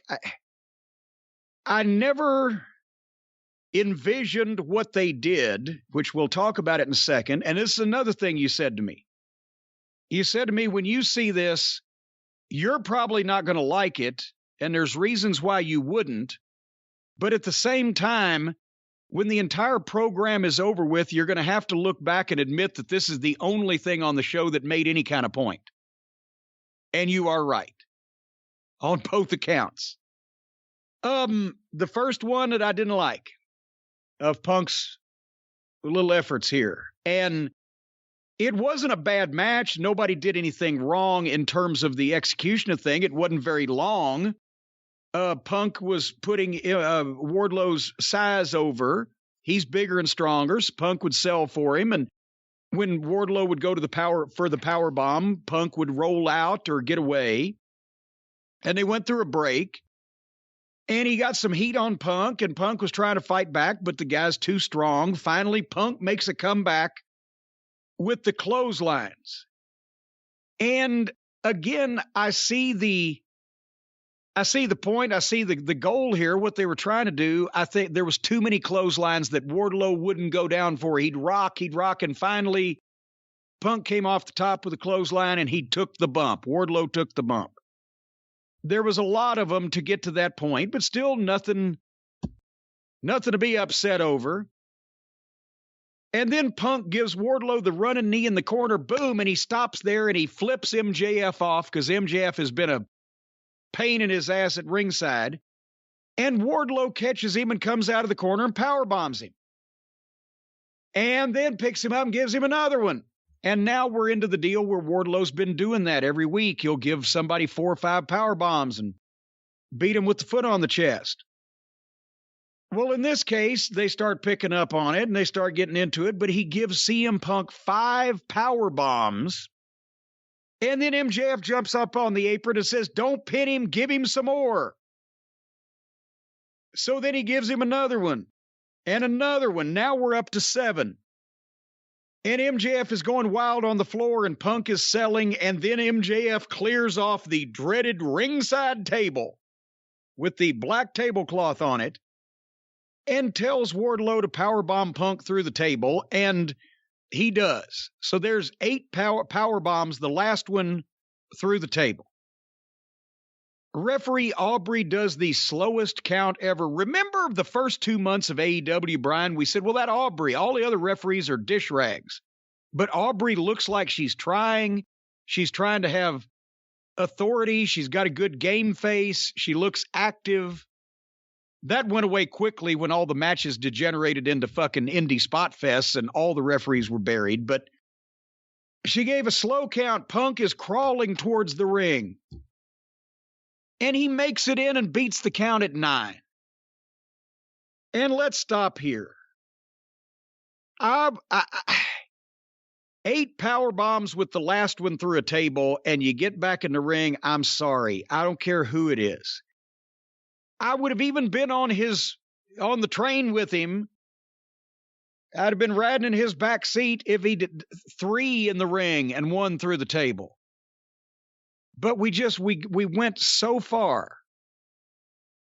And Punk beats the count, and MJF is telling Wardlow, powerbomb him again.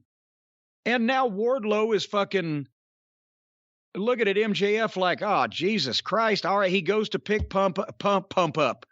He goes to pick Punk up, and Punk small packages him 1, 2, 3. And Punk sells, and Wardlow's pissed, and MJF is frustrated and yells at Wardlow. And Wardlow bows up at MJF, and Spears comes in and calls him down. And Spears and Wardlow leave.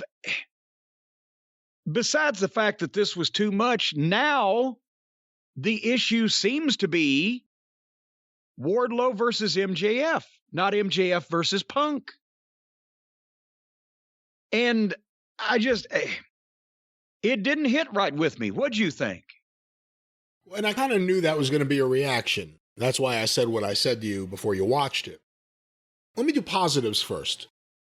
Regardless of layout or the fact that Aubrey Edwards takes 5 minutes to count to 9, I think Wardlow did really well in this. Yeah. And I'm not just talking about what he did. Look at his face. Look at the way he's moving.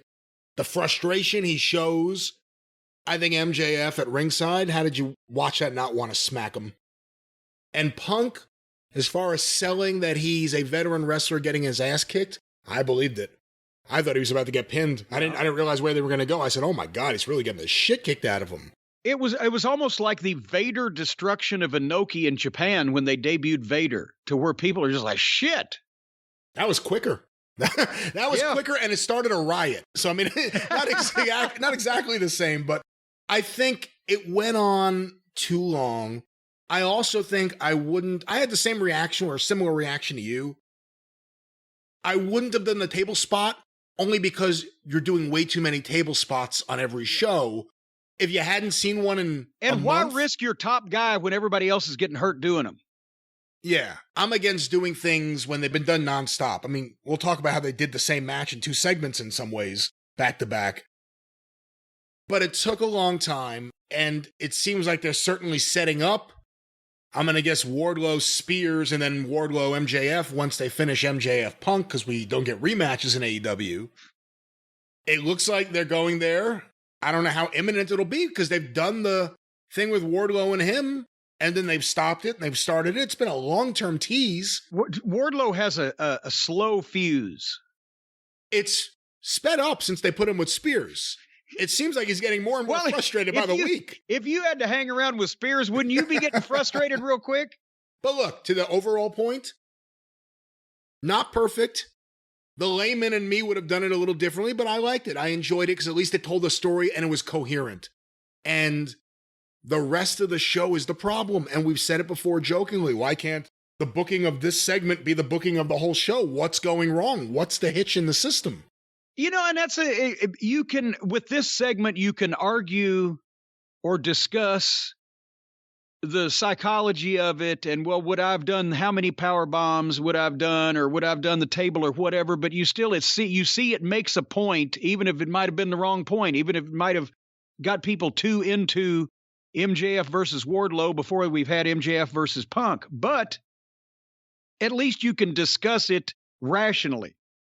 Most of the rest of the segments on these programs, there's no positive spin you can put on them. They just suck.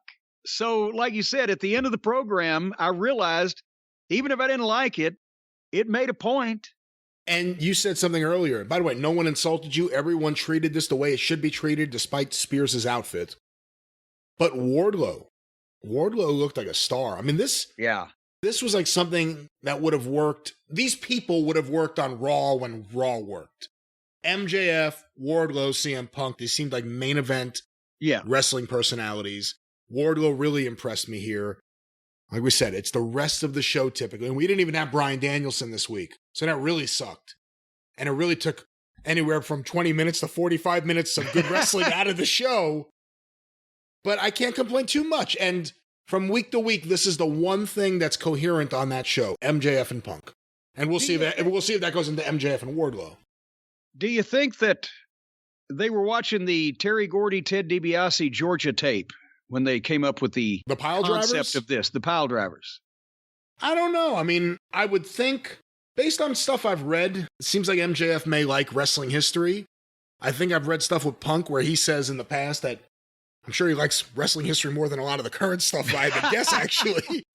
But who knows? I mean, there's a lot of different things. I saw someone point out, Bret Hart, the way he was selling the power bombs from Wardlow was very reminiscent of Bret Hart, the way he would sell being defeated and beaten down. Well, here's what I was going to say. The reason for that is because I remember, and what was it, 1981 or was it 1980? I believe it was 81, I want to say. 81. Yeah. Freebirds in Georgia, they were the reason why people would drive 30 or 40 miles, me being one of them, each way to see cable before everybody had cable, because the Freebirds were on TBS, Georgia Championship Wrestling. And that show where you had Ted DiBiase, you had all the fucking major NWA stars, you had Ric Flair, whatever. Got to see this show. So who was DiBiase's partner in that match? In that match? Was it? It wasn't when he was teamed with Frazier, was it? I was going to say, I don't think it was Frazier. I got to double check, because you know what? They did bring the JYD in. Let me double check who his partner was. It might have been Dog, but the point is, what everybody was up in arms at the time was they did an angle where Gordy, in this match, Freebirds versus DiBiase and, well, it was Freebirds, Gordy, and Roberts, and Michael Hayes was on the floor against DiBiase, and I think it might have been Dog. But while the referee is distracted, Gordy gives Ted DiBiase a pile driver in the ring, and he's selling like crazy. And then they're getting heat on DiBiase, and they distract the referee again, and 2 pile drivers. Holy shit. And then they boom, boom, boom, and then they distract and 3 pile drivers. And now the girls in the TBS studio are screaming at the top of their lungs to break glass because they think that DiBiase is about to die. And then that's when it happened. They chuck him out on the concrete floor in the studio, and they draw the referee's attention, and Gordy gives DiBiase the 4th pile driver on the concrete floor. And that's when he goes into twitching convulsions, and he's laying there and he can't get up.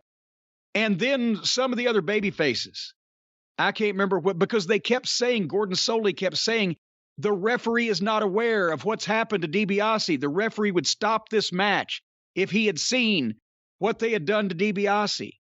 And finally, a bunch of the baby faces just ran out and fucking stopped the match after that pile driver on the floor.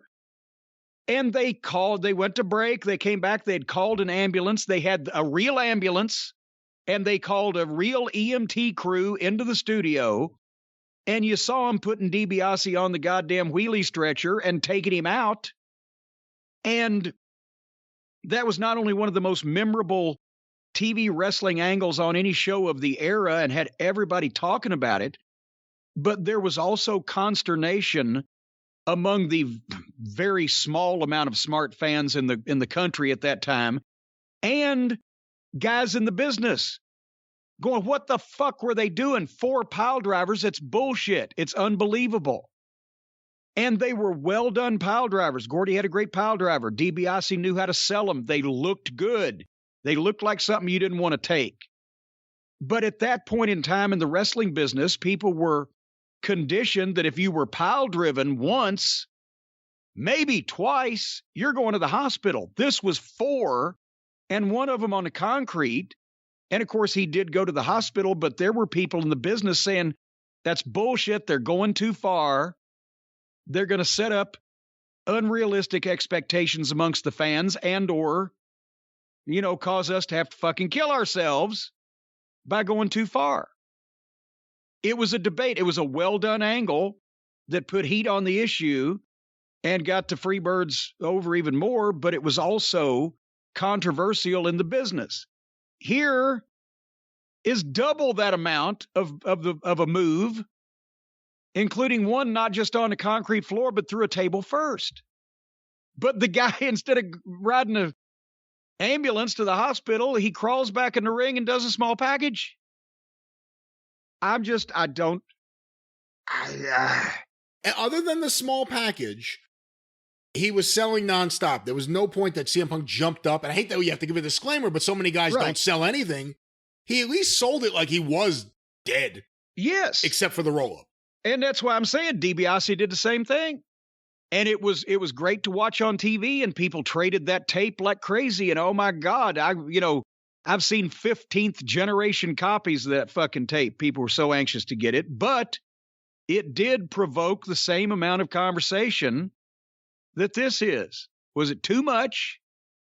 And was it unnecessary? And you can see it either one of both ways. So it was well done, a little too far. But speaking of a little too far, I have been begging and pleading and screaming, why don't we ever get to see Powerhouse Hobbs? Where's old wonderful Willie Hobbs? Willie Hobbs ain't been on TV in weeks and weeks and weeks and weeks and weeks. So finally our prayers are answered, Brian, and they bring Willie Hobbs to TV so they can beat his ass flat in the middle of the ring. Before you say anything, and I'm probably not going to disagree with a lot of it, you want to talk about someone who looks like a star right now? Forget about potential. He looks like a star right now. Yes. What a badass. And that's exactly what I'm saying. It's Willie Hobbs, Powerhouse Hobbs, against Dante Martin. Because Tony does not have the experience and or the eye to determine, and he doesn't know how this shit works. They may have gotten him in the ring and let him take a couple bumps to, have fun. They took Dante Martin, who's has the potential to be a star babyface in a couple of years, and matched him up with Powerhouse Hobbs that looks and acts and has the ability to be a star right now with a fucking push. And they bring him out of obscurity and let the kid that's half his size beat him 1, 2, 3 in the middle of the ring. Because Dante can jump high. I'm not knocking Dante Martin. I've said he has freakish athletic ability. He can jump, but he gets hang time. And you can see there's something there, and the people like him. And he's desperately trying and succeeding to get rid of his coma face. He had some facials in this match. He acted like he was mad. He didn't just act like he was a medically induced coma patient, like normal. But all the marks, including our Booker of the Year, are thinking, well, Dante, because he can jump. He's green as a pepper tree. His strikes and his basics, he's only 20 years old. He's a project to bring along. He's not as far along in the ring as Hook is, but he's a project to protect, bring along slowly, They had him in a tag team. That was a good place to put him and keep him warm without putting all the spotlight on him. Now he's out there on his own. It's 2 years away, if not longer. Hobbs is ready now. He's a grown, adult, badass-looking guy. You can tell he's got the working ability to work his style that suits him, and he's got facials, and he's got attitude.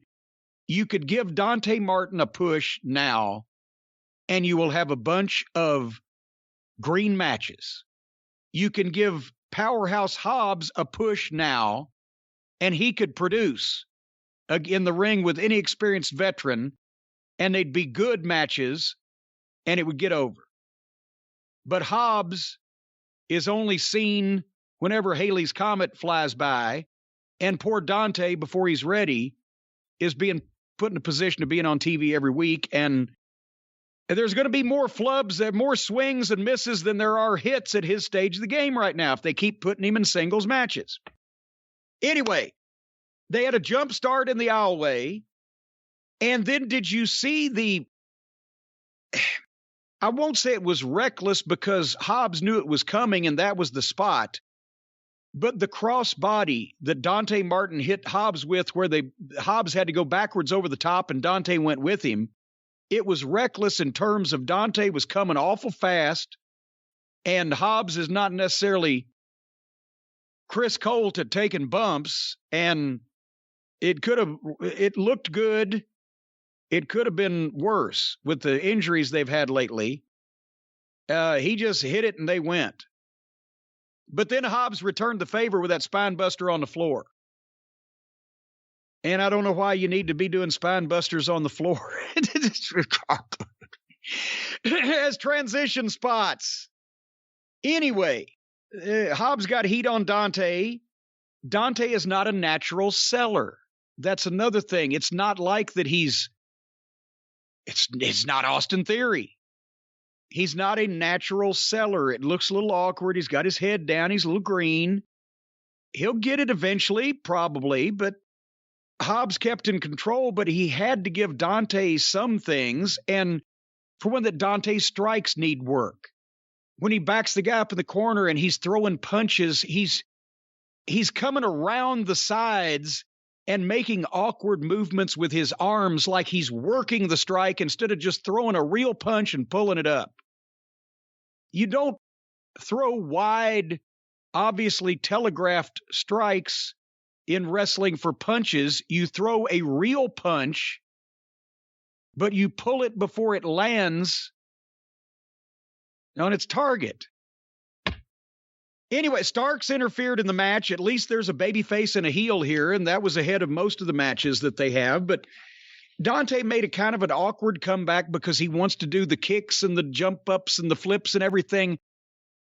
And maybe he needs 2-stage comebacks, because the comeback that everybody wants to see after a babyface has had heat put on him by the heel for an extended period of time, they want to see the heel slip on a banana peel, give the babyface an opening. They want to see the babyface come to his feet and realize that he's got a chance to get retribution and see that in his eyes. And then they want to see the babyface punch the heel in the face a few times and give him a couple of bumps like you're in a fight.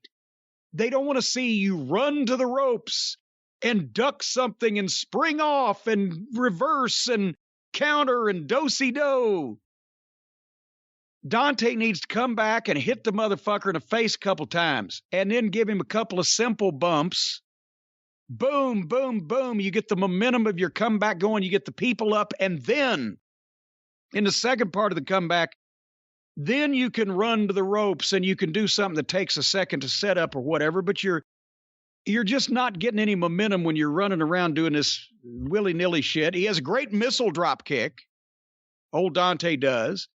And he used some facials. So he's improving. But this is a process. Then finally they had a double knockout that was kind of awkward because it looked like that Dante was coming off the ropes and Hobbs stopped him with like a Vader body check, but then they both sold. And Starks tried to interfere. And here comes Jay Lethal. The disappearing man, Jay Lethal. debuted. Everybody was happy to see him. We've never seen him again. I don't think his name has been mentioned. Several people, as a matter of fact, on Twitter made a point of sending me tweets with graphics that apparently Jay Lethal, not only a former Ring of Honor champion, but a guy who dominated the Ring of Honor for years at the top of the card, who's still in the prime of his athletic career because he started as a mid-teenager, who is a veteran of not only Ring of Honor, but also TNA and national television, who's worked with some of the top talent in the business. They've had him on YouTube, Brian, teaming up with Sonny Kiss. You know, I'm not even going to complain about the Sonny Kiss part. Why is he on YouTube? You just said Impact, you know, he was there. He was there when they had a lot of viewers. He was on that show. Yes, he was there when they had more viewers on fucking Spike than AEW has now on either Turner Network. So I won't even get into who they have him teaming with or what they're doing. And I haven't seen any of it, so I don't know what they're doing. But why is Jay Lethal on YouTube? And here in this case, what is this? Was Leo Rush not there? Or is Leo Rush not coming back?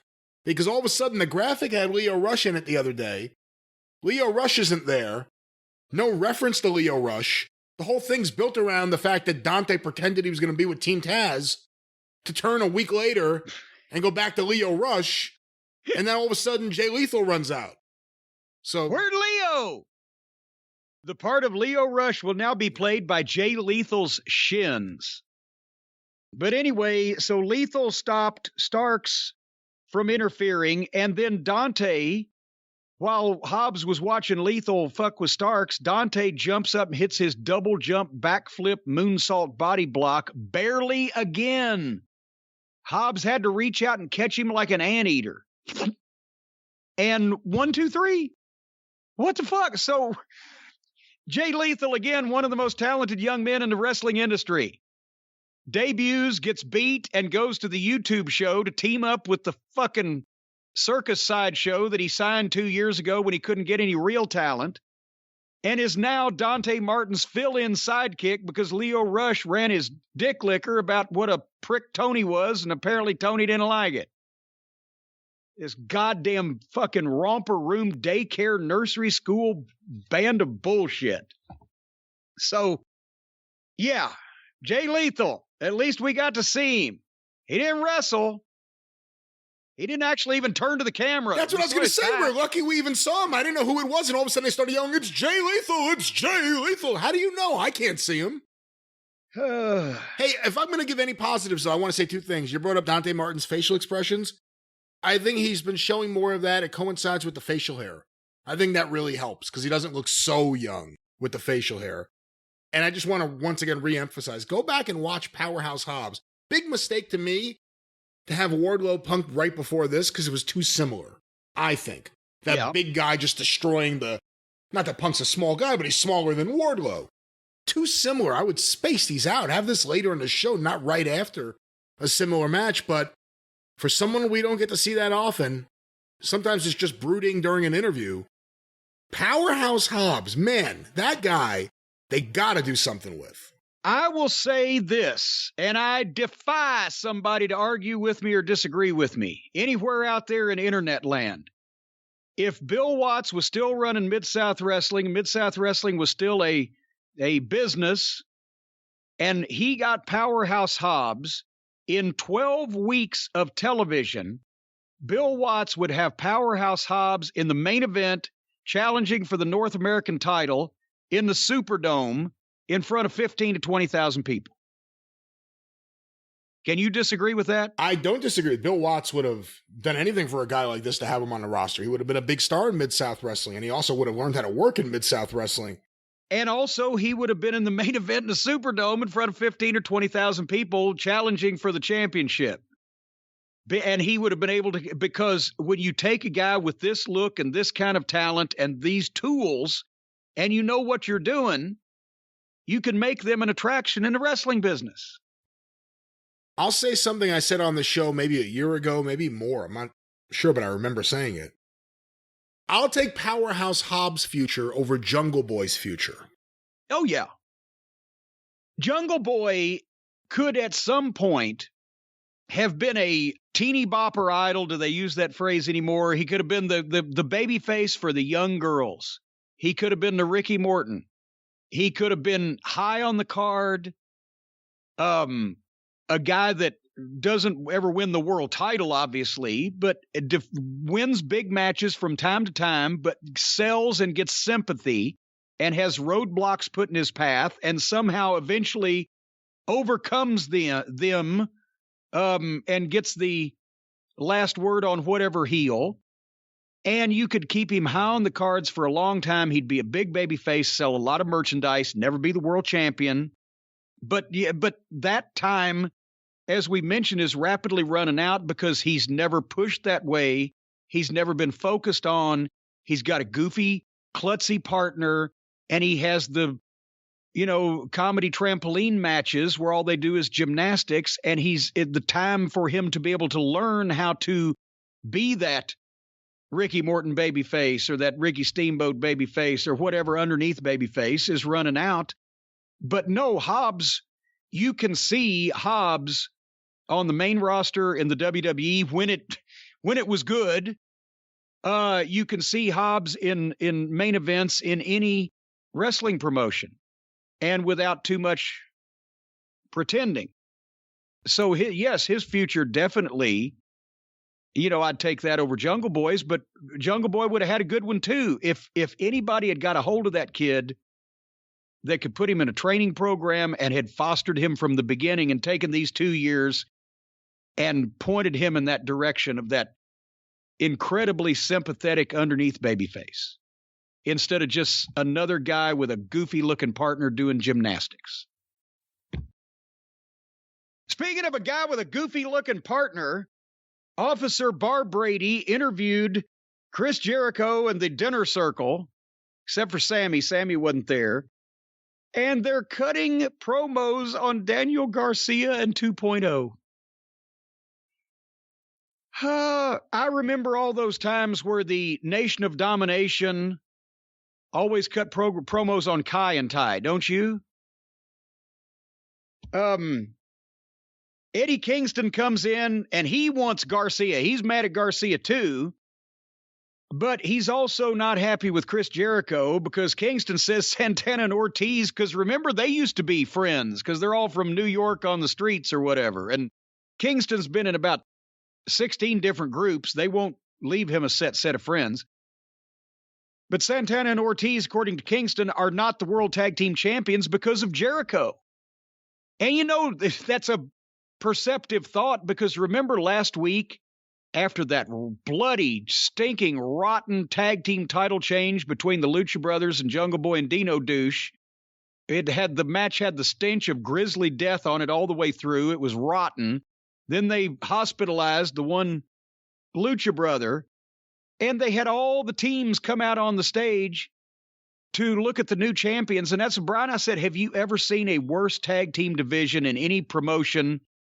I mean, like backyard championship wrestling from Cleveland, had Joe and Bill and his brother Tom as their manager, but a real company with a worse tag team division, I don't think has ever existed.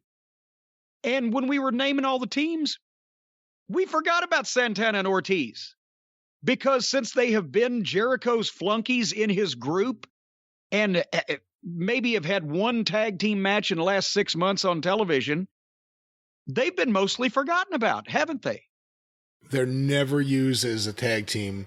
Every now and then a multi-person match. I don't know what they do on YouTube, but I would have been using them a lot more and a lot differently. And I think some of what Eddie Kingston said, while certainly for performance, there's a lot of truth in it. And I also think the difference in promos between Eddie Kingston and Jericho here were night and day. One guy was very, very real, and if the other guy had been too, it would have really made this something. Well, but Jericho couldn't be real because then he'd have to admit, yeah, everything you're saying is true. I've buried all these fucking guys to keep myself over. But that Santana and Ortiz, can you imagine a long multi-match program with Santana and Ortiz and FTR? Santana and Ortiz wouldn't be like the Lucha Brothers. They can work like Americans. They can get it. They can have matches. They haven't been given the opportunity. So, and there was another team that we completely forgot about also, and I'm trying to remember now who it was because I've forgotten again. But they show you 2.0 and the Lucha Brothers and Jungle Boy and Dino Douche and, and we're going to see the Acclaimed later on and Private Party. At least we don't have to watch them on TV anymore, but these rotten outlaw indie style tag teams and the ones that they have that can go, you never get a chance to see them. Oh my gosh, I'm sorry, I forgot, because the Hardley Boys are in charge of the tag team division and they don't like competition, especially when they're not as good as any of the competition. MJF came out and did a promo. Next week, we're going to give the people what they want. CM Punk versus Shawn Spears.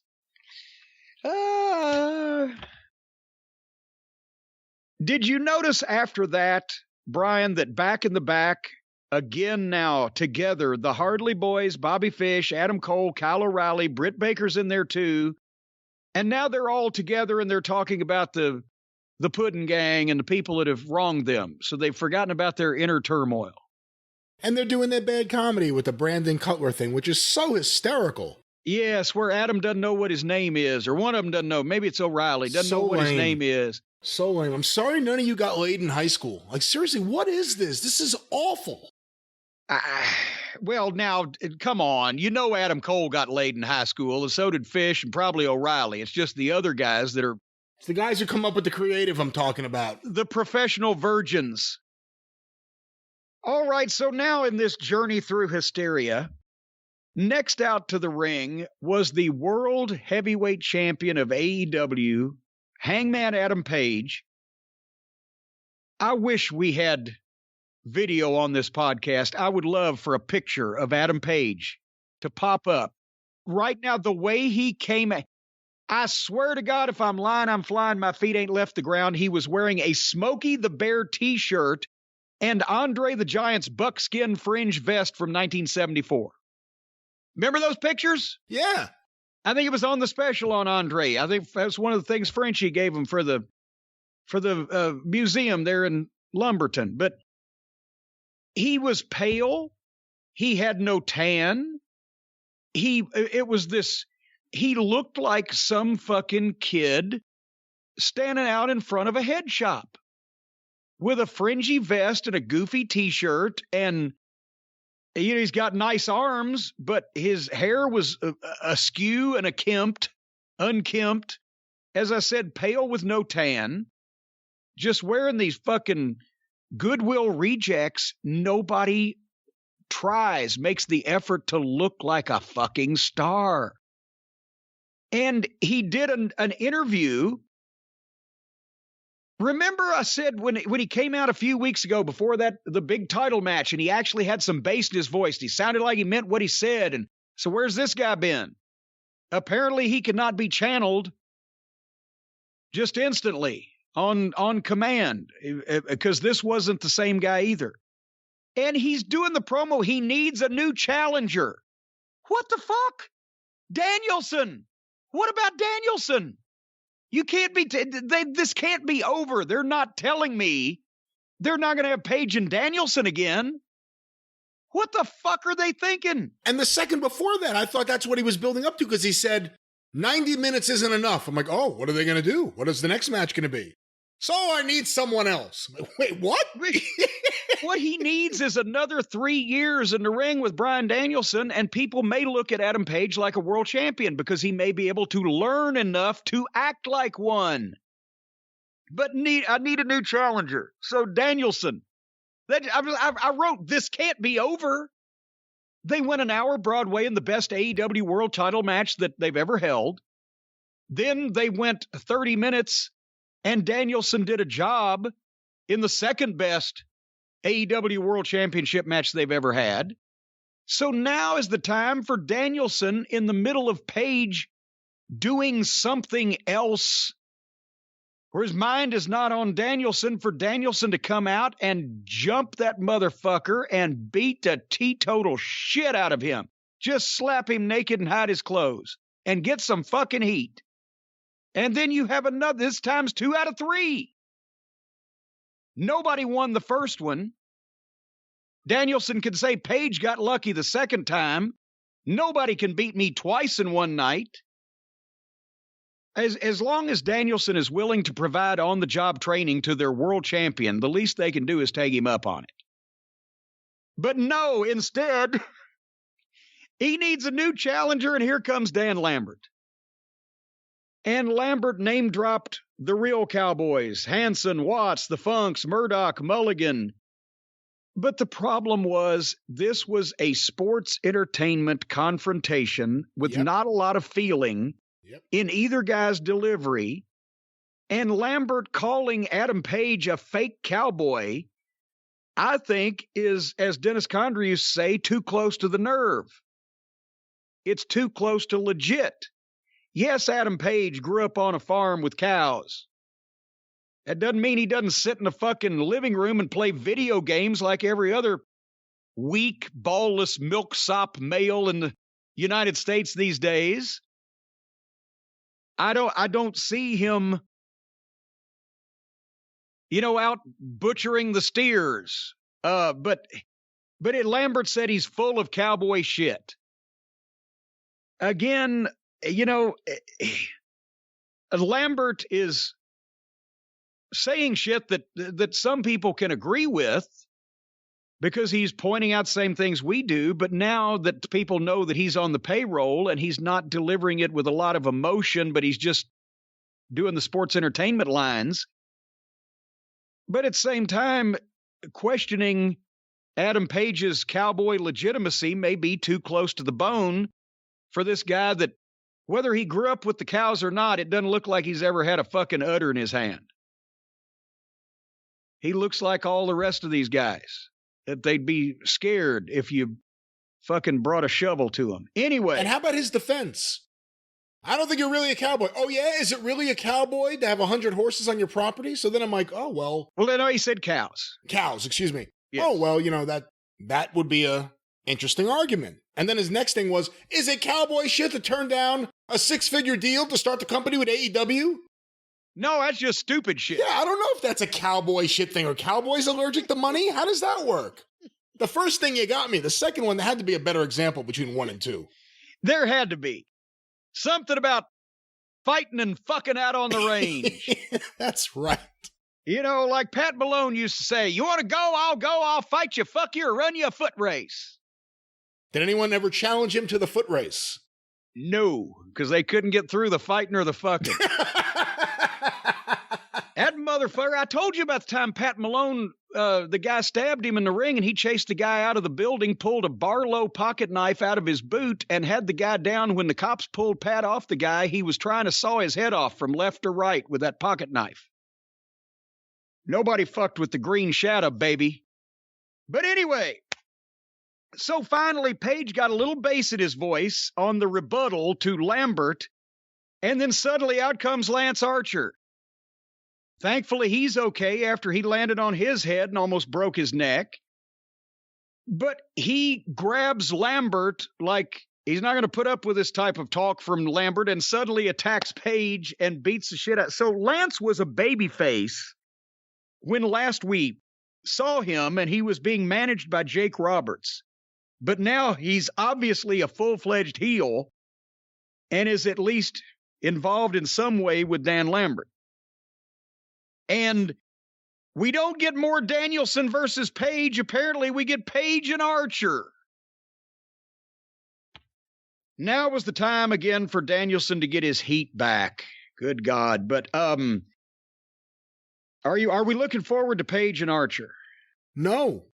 And everything with Lambert. He's still teasing a thing with him and Cody.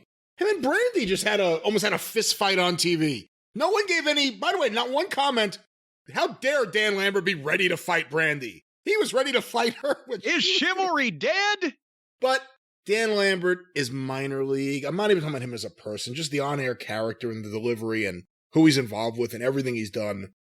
This is not something that should be on this show. This is minor league. I know the guy was in Impact.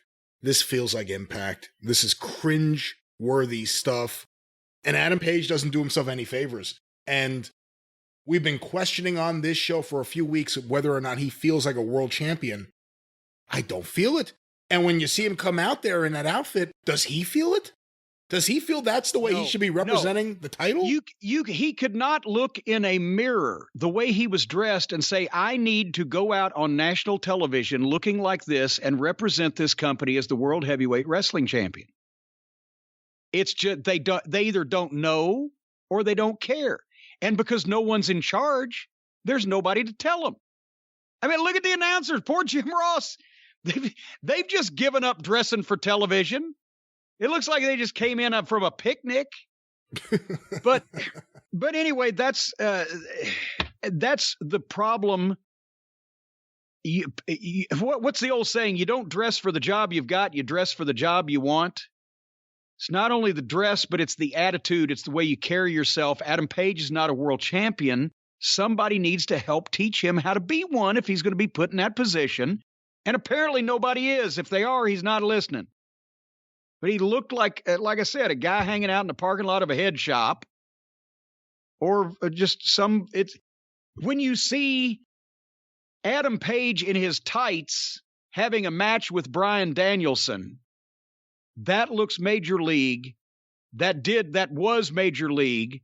That looked like a completely different program from what you'll see on the WWE, that action. But when you see Adam Page standing in the ring in a Smokey the Bear t-shirt and Andre's old buckskin fucking vest with no tan, no vision of success or money or power or confidence or anything, he just looks like a fucking outlaw guy standing there, and he's got to get out of that mindset because he's not anymore. He's not supposed to be. He's supposed to be in the big leagues now. We're not doing the indie shows. Speaking of indie shows, next week we're going to have one, apparently. FTR gets to appear on television next week. Guess who their opponents are? Shoddy Lee Johnson and Brock Anderson. So now suddenly, and Arn's out there with Brock. Brock appeared once for a 2-week deal, set it up and have the match. We've never seen him again. Did we see him again? Was he in a multi-man match somewhere at one point a few months ago? Or we saw him on Rampage, or he was somewhere against Malachi. That's what it was. Okay, that's right, because he got the shit kicked out of him there. We've seen him twice. He got his ass kicked at least once.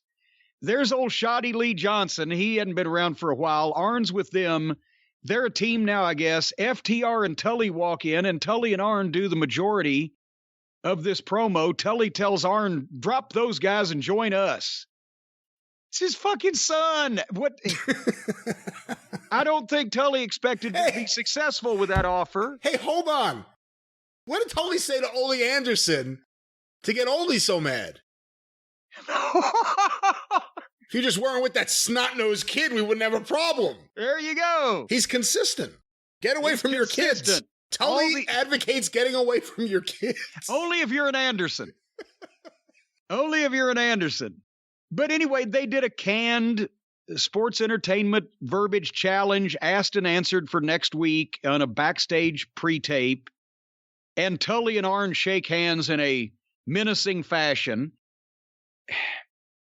Again, FTR is the best in-ring tag team in the world. Why are they wrestling a guy who's had 3 fucking matches and another guy who's not got out of the prelims? And the most interest in this is the 70-year-old man talking to the 62-year-old man about what they used to do 30 years ago. And then here came Hikaru Shida. And I'm like, okay, it's Serena Deeb against Hikaru Shida. Shida ain't Riho, and Deeb is great. I'll watch this. When suddenly Serena Deeb comes from behind in the entryway with a kendo stick and whacks Hikaru Shida's leg and beats a piss out of her on the floor. And then gets in the ring, and the referee says, okay, Hikaru, you ready to go? And they ring the bell and start the match. And what the fuck? I'm done with this one. So I fast forward this because what the fuck, stupid. Apparently, Serena tapped her with a single leg Boston Crab and then wore her out with the kendo stick again. And I wrote, this show will not end and everything is an angle, which means there's no angles. Jungle Boy and Dino Douche and Christian Cage were in the back speaking or trying to speak when suddenly the Dork Order came in with a challenge. Why are we still looking at the Dork Order?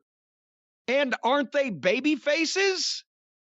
Because now Jungle Boy and Dino Douche are baby faces and they're the champions. So the baby faces are challenging the other baby faces while FTR is wrestling job guys. This doesn't make any fucking sense whatsoever. Matt Hardy was in the ring with Private Party. And boy, howdy, the big news, Rebby Hardy actually got on camera holding at least 2 of her spawns in her arms. I wonder how much that Matt had to pay to get Rebby her 2 camera shots. They shot her from below like the Giants in the WWF in the 80s, if you noticed. I wondered why that toddler was 6 feet tall. Oh, my God. But she was happy because people paid attention to her, and that's what it's all about. And then Matt Hardy's going to have a single match with Penthouse of the Lucha Brothers. And I said, oh, hell no. Oh, hell no. And I'm going for the fast forward button. And I was captivated because they immediately started the match with their goofy hand signs and whatever that is that Penthouse says that the people chant, Zero Mito. And then Matt Hardy would go delete. And then Penthouse would go Zero Mito, sticking his fingers in the air. And then they did the stupid overdone glove bit where he takes 15 minutes to take his fucking glove off. And they didn't touch each other for 2 minutes. Then they did a couple of weak, bad spots and went to the break. And when they went to the break, so did I. And I didn't come back until the match was over because I saw the blackout. So I hold on back up. Apparently, Penthouse won with the pile driver and then started doing a promo. Who the fuck knows what he said? Nobody but Alex, because Alex translated it. But then the lights went out. And when the lights came back on, Malachi Black was in the ring and he wiped Alex out with a kick. So let's examine this. Matt Hardy, the heel, with Private Party at ringside, who are also heels, but also with his wife and babies at ringside, and that doesn't really make you a heel, unless you know Rebby personally, wrestled a babyface member of the Lucha Brothers who has a heel manager who translates for him. And once that the babyface Lucha Brother with the heel manager defeated the heel wrestler with the other heel wrestlers in his corner, then the lights went out and Malachi Black, another heel, was in the ring and wiped out the heel manager and then got in a fight with the babyface Lucha Brother. But here came Griff Garrison and Brian Pillman and Julia Hart, who are still mad at Malachi Black for missing Julia with the mist. That's right. So now Griff Garrison, who Pippi Longstocking's illegitimate stepbrother, and Brian Pillman Jr., who has been the victim of booking malpractice, and Julia Hart, who's just adorable, along with Penthouse, all the 3 baby faces are kicking the shit out of the one heel Malachi Black until Julia Hart tells the 3 baby faces to stop. But it was never explained why that she wanted them to stop when Malachi Black is the one that tried to blind her. But fortunately, we didn't have time to find out because the lights went out again while they were all standing there trying to figure out what they were supposed to be doing. And when the lights came back on, another fat, tattooed up indie guy in embarrassingly brief trunks for that physique was in the ring and beat up all the baby faces. But of course, even though we've never seen this guy before, he's a friend, obviously, of Malachi Black's, a cohort, a henchman, whatever the case. Excrement within 30 seconds had revealed his name, what his and Malachi Black's team nickname is, and what his background is, while they were beating up the underneath baby faces. And again, another guy named Brody. One would think that they might have stayed away from that.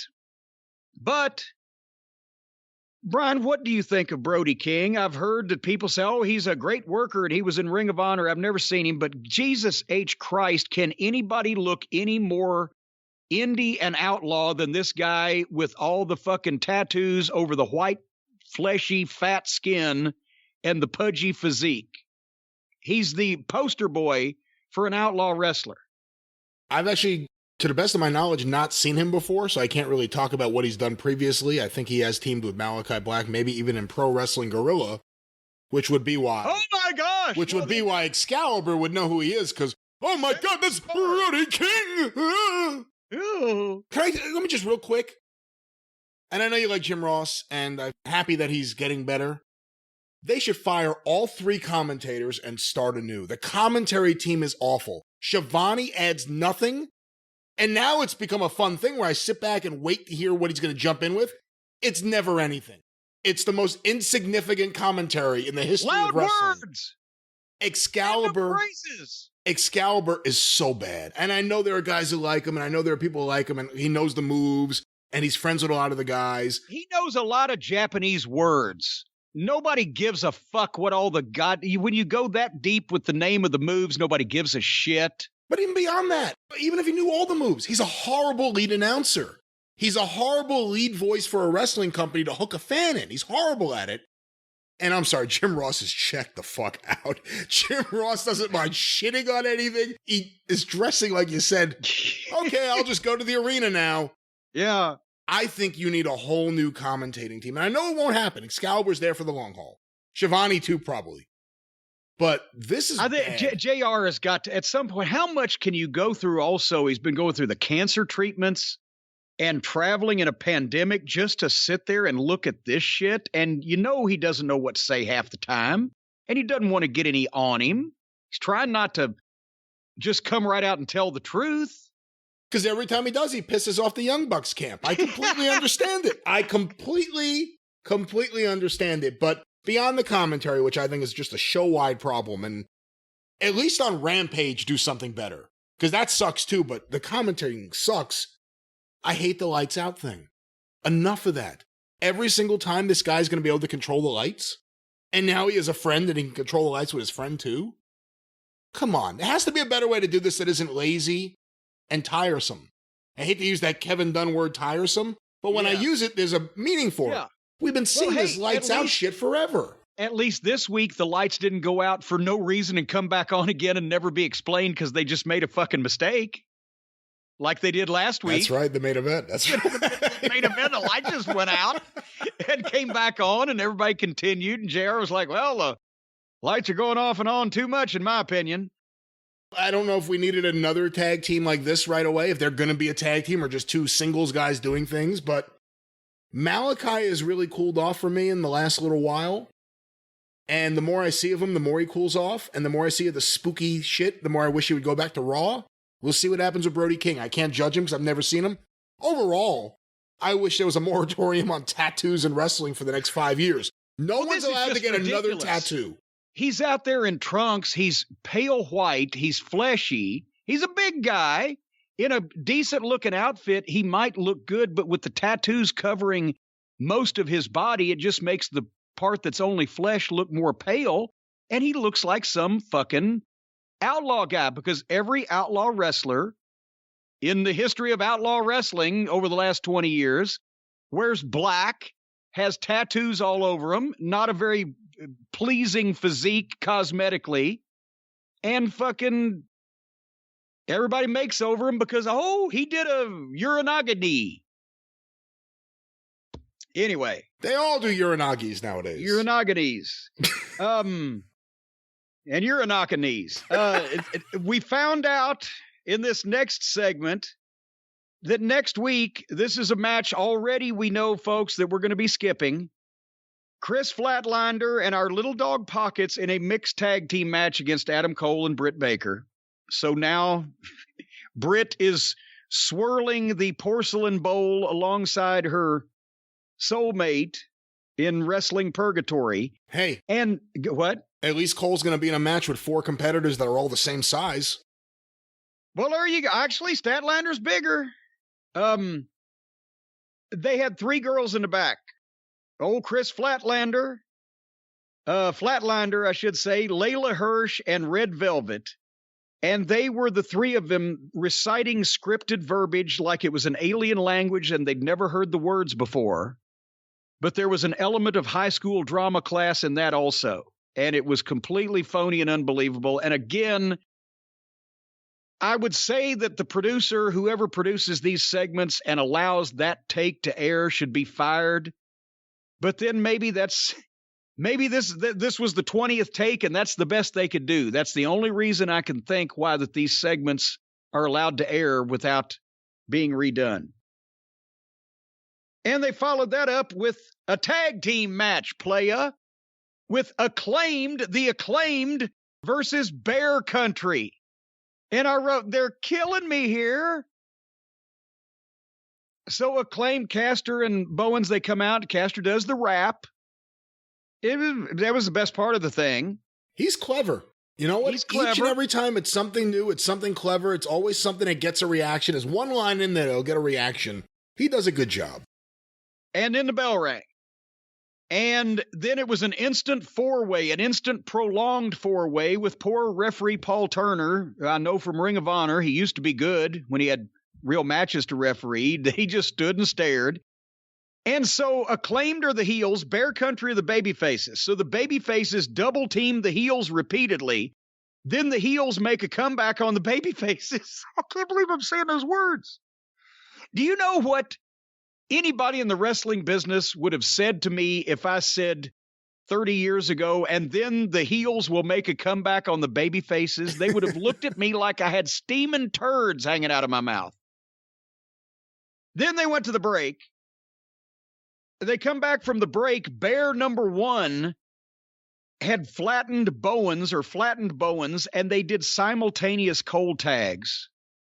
And then Bear number 2 beat up both heels on his comeback. And I wrote, which team are they pushing? And I was in Ring of Honor in 2012. We're at TV. I'm in the truck. And I'm sitting in front of Delirious, and we're watching the monitor. And it was Michael Elgin against Grizzly Redwood. And the deal was that Grizzly was supposed to duck and dodge for about 30 seconds, and Elgin was going to fucking flatten him, one tackle pancake, and then beat the shit out of him until somebody came out because the poor guy was on the verge of death. The first 3 minutes, Elgin was bumping like a Super Ball for this 140-pound little lumberjack gimmick motherfucker. And I turned to Delirious and I screamed, who the fuck are we pushing here? They don't even know themselves, and we've told them. So they don't know how to have matches, even when they know who's getting pushed. So they had a confusing back and forth 4-way, and then Bowens beat Bear number 2 with an elbow off the top rope. And that looked nice. Okay. Thanks for coming, Bear 1 and 2. The Acclaimed got a win. They're not the worst tag team I've ever seen, and at least they're sending them in the right direction. And suddenly, guess what happened, Brian? The lights went out. God damn it. And it started snowing. And here comes Sting with a baseball bat, walking in a blasé fashion down the entryway.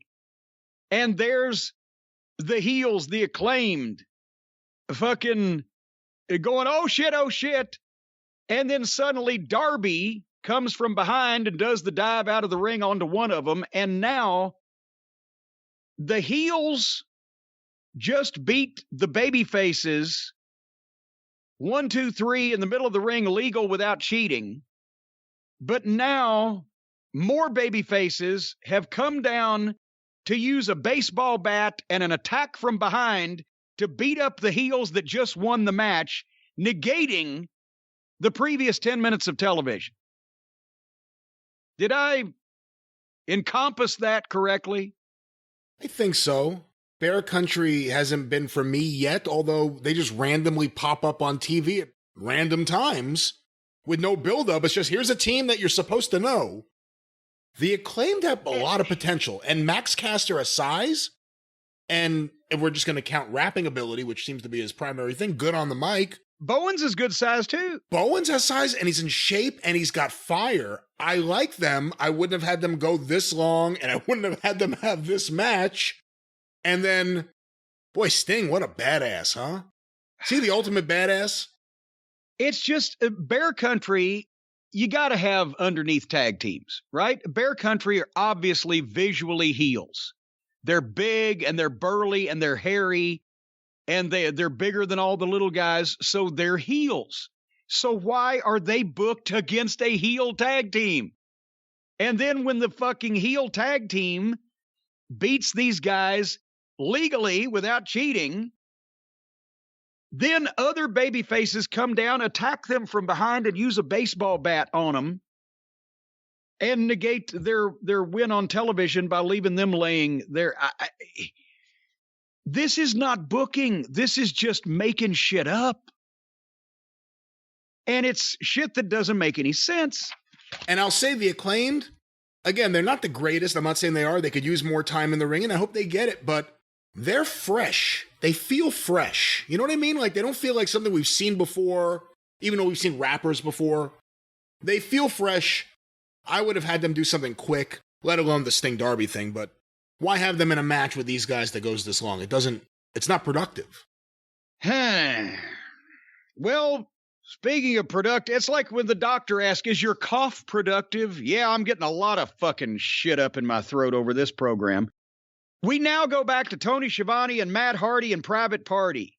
And Matt, after his match, and he got dropped on his head earlier, and he's all verklempt, and he said, something has to change. And here comes Andre Olio in and said something. Because we obviously don't know what the fuck this guy is saying, because he cannot formulate in any language a coherent sentence that you can understand. But apparently it was something about wanting to make a deal with Matt Hardy. What the fuck again is going on with the... He's another guy they brought in, and he's the most boring guy on the show. They keep giving him promo time.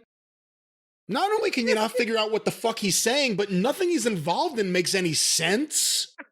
This is so bad. And it's like a rib. Let's find the best tag team in the business and let's not put them in the ring. Let's find the worst excuse of a fucking piece of shit like Pockets and let's put him on every week.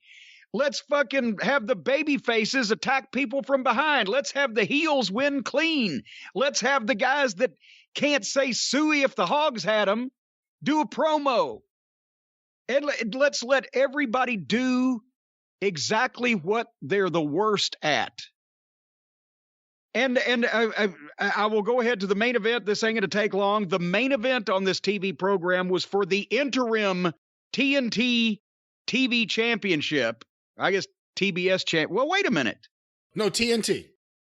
But they were on TBS. Correct. Anyway, the interim title, because you always have an interim title, as somebody mentioned on the internet, when a guy's going to be unavailable for a week to 10 days.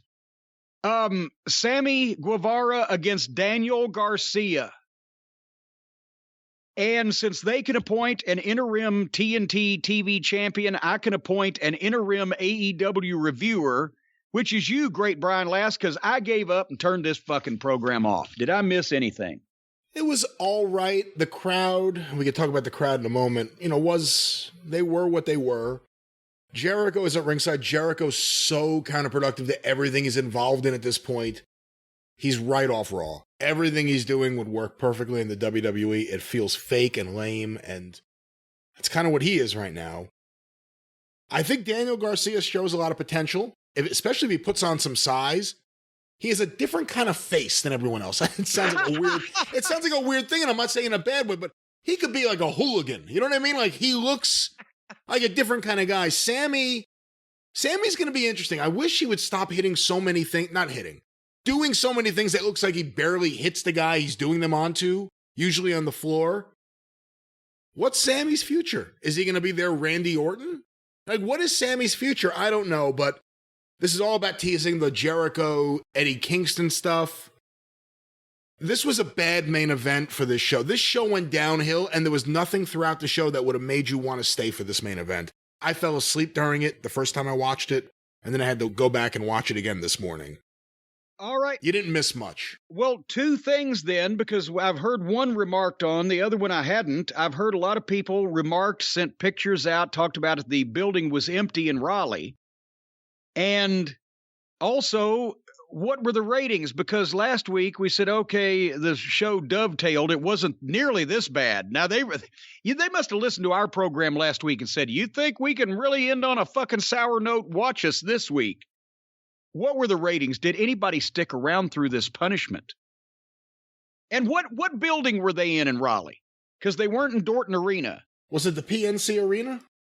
Well, see, all these buildings are new. When I used to be in Raleigh every week, Dorton Arena maxed out at about 8,000 people if every seat was filled in that big floor area. And that's probably the biggest wrestling crowd that I ever remember hearing about in Raleigh. I don't know, maybe the WWE in one of these newer buildings has done a bigger crowd. We didn't hear about it, but Raleigh through the years it was always a good solid town and usually did pretty good, but Charlotte drew the big crowds at Charlotte Stadium or the Coliseum, Greensboro Coliseum. Charlotte's only 160 miles from Raleigh. Greensboro is 70 miles from Raleigh. You got Fayetteville is close by. And all those towns ran regularly. So Raleigh was never a place where you went to the bigger building or did a special bash show because Dorton Arena couldn't handle the crowd. We sold it out a couple of times, not normally. So Raleigh was never a major city for drawing big crowds, but how big was this building? Because you shouldn't go into Raleigh expecting more than 5,000-6,000 people. I am going to look it up right now. The PNC Arena in Raleigh, North Carolina seats for ice hockey 18,680. Jesus. And for basketball 19,722. Well, good. Then hello to those 12,000 empty seats. I mean, they just bit off more than they could chew. But then the feedback from the fans and some of them being pissed was because all the guys were they put all the people across from the hard camera so you could see them on TV, obviously, and all the talent that did in-ring interviews were talking to a completely empty side of the building with their backs to the paying customers.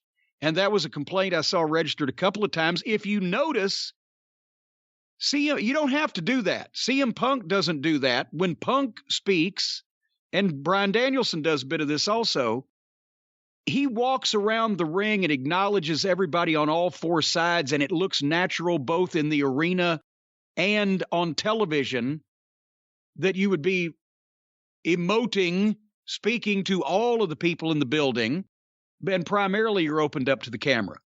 A lot of other people just stand there, turn their backs on the fucking people that paid to get in, and just talk to the camera.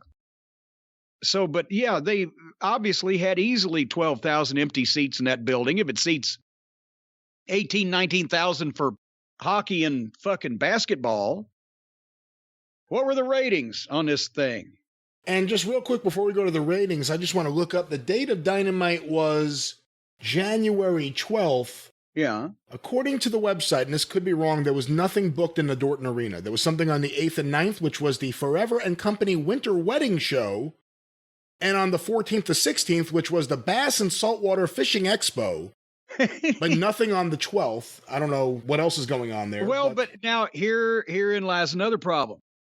Dorton Arena is an architectural marvel. It's on one of the lists of the, great architecture in the United States, but it also has been there for 40 years. The locker room areas are small. It's hard to set that building up for television.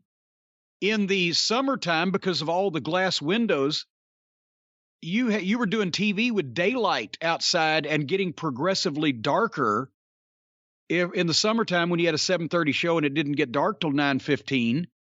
So the lighting's hard to control. In the wintertime, it's colder than a fucking witch's tit in that building. So for a big time television production, it doesn't look great. It's not easily tricked out for TV. And there's a huge entry area because the floor is giant, massive compared to most arenas of that size. So it looked great when Crockett did TV there because every seat was full and all the people were jumping up and down, screaming, throwing babies in the air, and you overlooked the windows. But for something like they're doing today, Dorton Arena wouldn't be the most attractive place, but that doesn't mean, okay, let's go to a 20,000 seat building. We'll only fill a quarter of it. That's not even knocking them. That's what they draw for the majority of their house shows in regular markets not named New York or Chicago. So it's not like Raleigh was going to be any different, better, or worse. It'll be very interesting to see how the West Coast tour goes when they do that. But this week's ratings, Jim, for Dynamite on January 12th, the viewership was 969,000 viewers. So they lost around, about 100,000 or so, give or take, of their average from last week with the title match. The last 4 weeks, December 22nd, 1,020,000. December 29th, 975,000. January 5th, 1,010,000. And this past week, 969,000. Okay, so they only lost about 50,000 from the title match last week. Yeah. But what was the trajectory of viewership? If these people stayed to the end on this program, they will watch anything. I have to find that. I don't have that in front of me at the moment. Well, drat. Well, then we'll come back with that at a later time. All right. Until then, I'll just act like I'm right. That works for you. Go for it. No, hey, I mean, it's not like some of these AEW fans. If they would watch some of the things that they put on, they'll watch anything. So maybe they stuck with it. But I can't imagine why any grown adult with a life and anything else to do would have not tuned this program out about 45 minutes in, or maybe even at the top of the hour after giving them multiple chances to do something interesting. We shall see. Any of closing comments, young last? Yes, we will see you in a few days on the drive-thru, guaranteed to have fun, laughter, hijinks, and so much more. Maybe a song or two. Lately, the songs have all been about Brandy, but I'm sure we have other songs as well. Well, in that case, then, tune in, folks, in just a few more days when the drive-thru comes out.